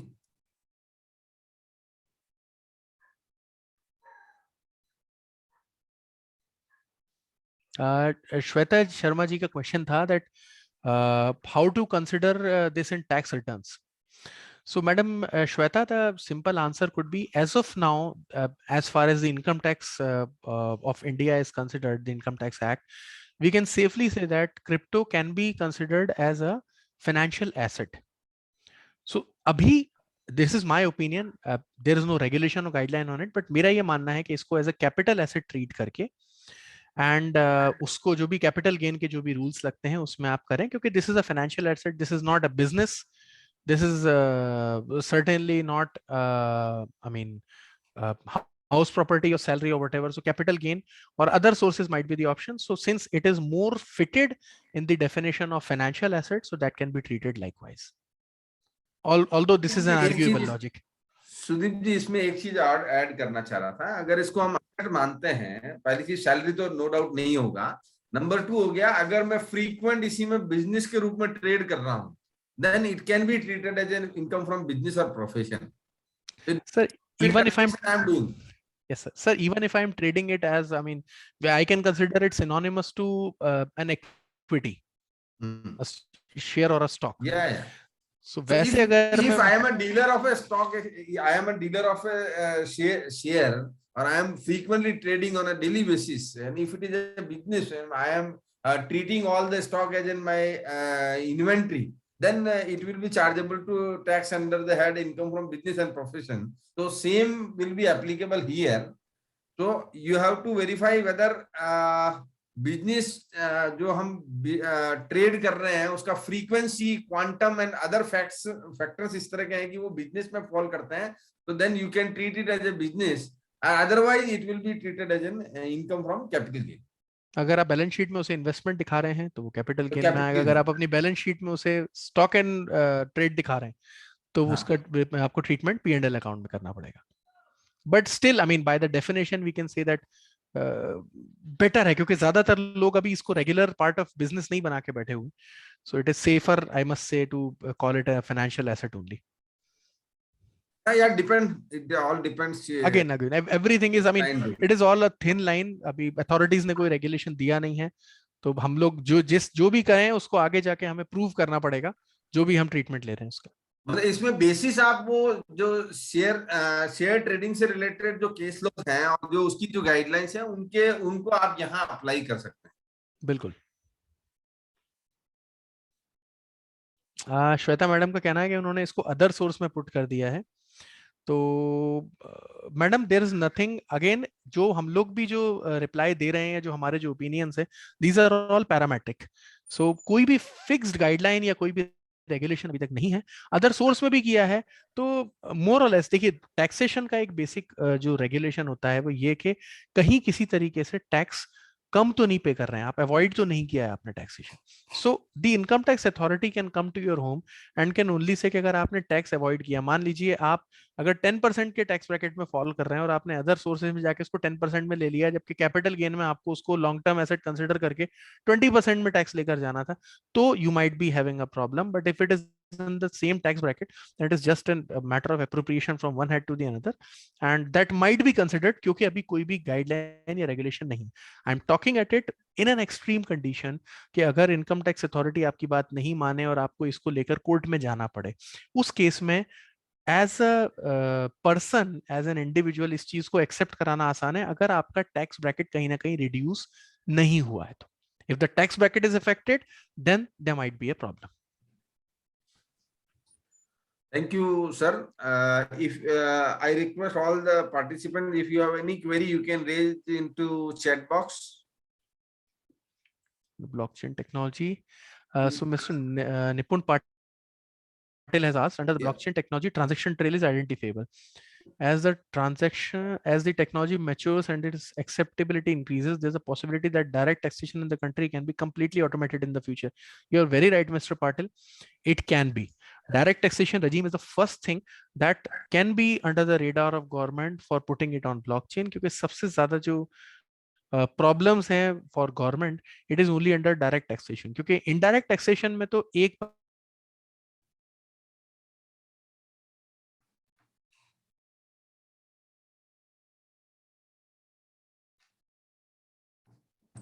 it becomes a direct burden, and that is why people face problems in it. So maturity जैसे आएगी technology में, वैसे ही direct taxation में ये जाएगा। लेकिन एक बहुत बड़ी प्रॉब्लम है जिसे हम लोग अभी इग्नोर कर रहे हैं। For bitcoin, in the concept I think explained by our earlier speaker, CS Rohit Khandelwal. Bitcoin के ट्रांजैक्शन जो कि अभी प्रूफ ऑफ वर्क पे चलते हैं, उसके एक ट्रांजैक्शन को अप्रूव करने में 10 मिनट लगते हैं, और इथेरियम जो कि प्रूफ ऑफ स्टेक पर चलता है, उसके एक ट्रांजैक्शन को अप्रूव करने में 7 सेकंड लगते हैं, जबकि सेंट्रलाइज्ड अथॉरिटी लाइक वीजा या मास्टर कार्ड एक सेकंड में 24,000 फाइनेंशियल ट्रांजैक्शन अप्रूव करने की कैपेसिटी रखता है। तो सर, जब हम इतने बड़े सिस्टम को ब्लॉकचेन पर ले जाने की बात कर रहे हैं, जिसमें सारी चीजें ब्लॉकचेन पर आ जाएं, तो हमें ब्लॉकचेन की मेथोडोलॉजी पे, ब्लॉकचेन की टेक्नोलॉजी पे काम करना पड़ेगा, so that it becomes smooth, it becomes easy. I can not wait. अगर मैं वीजा के सिस्टम को एग्जिस्टिंग इथेरियम की ब्लॉकचेन पर ले जाऊं, और अगर दुनिया भर में एक साथ 1,000 लोगों ने ट्रांजेक्शन कर दिए, तो मुझे 7,000 सेकेंड्स लगेंगे मेरा ट्रांजेक्शन स्वाइप होने के बाद अप्रूव होने में। आई can not afford that much of time. So we'll have to consider the limitation of blockchain as of now. Later on it is possible, but अभी जो approval methodologies हैं, क्योंकि approval is worldwide, it's global, so जो validation methodology है उसके चलते अभी it is not possible, but in the times to come it might be. As the computing power increases, as the hash rate increases, it is possible in the future.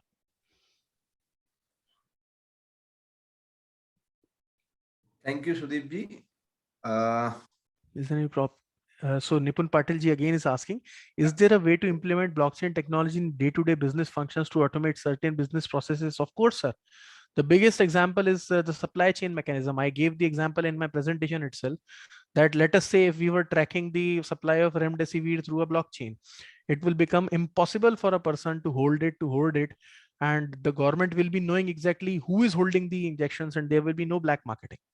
So these are the kind of benefits. This is the best example I can give for a day-to-day business function for blockchain automation.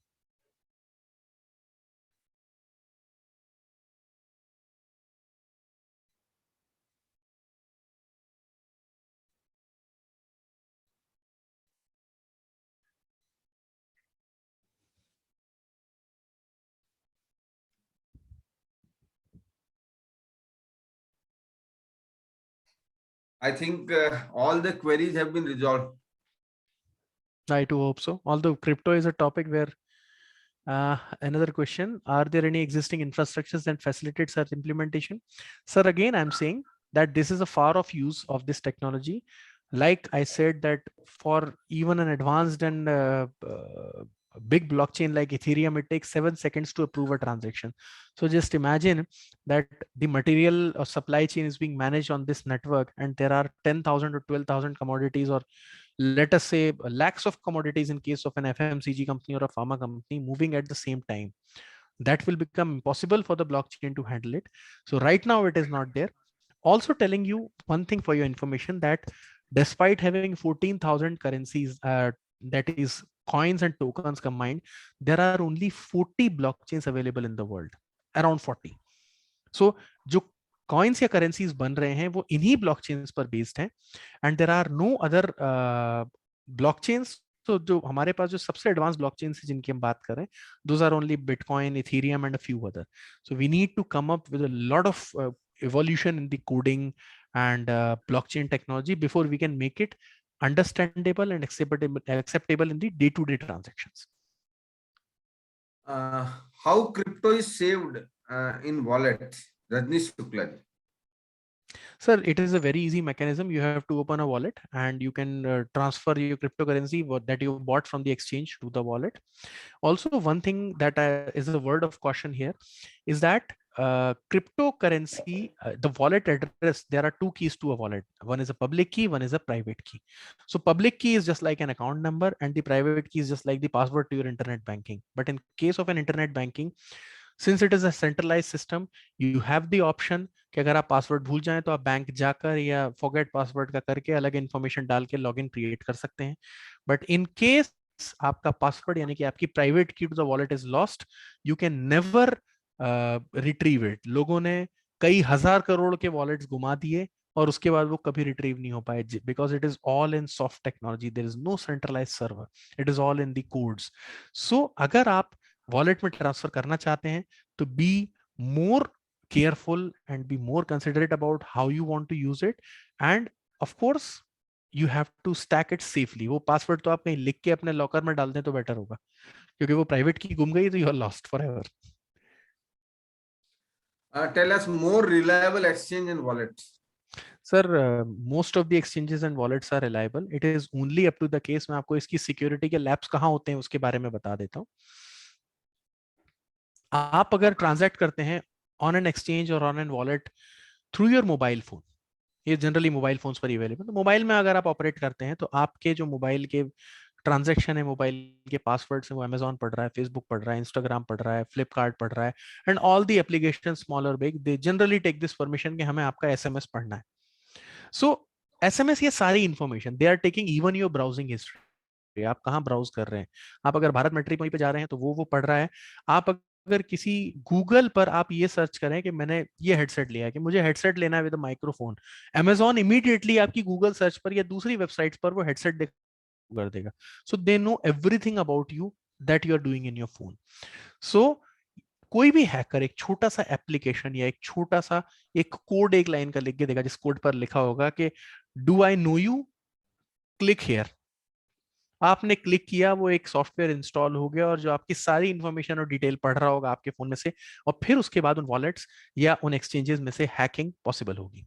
So B cautious about which wallet, not be cautious about the wallet you are using. If you want to trade, you should have a separate account, separate phone, जिसमें कि कोई भी application दूसरा install नहीं हो, ताकि आप उसको कोई भी एक्सेस ना कर सके, कोई भी दूसरा एप्लीकेशन एक्सेस ना कर सके. And if you talk about what are reliable, तो मैं रिलायबिलिटी का ये कह रहा हूँ कि you yourself can make it reliable.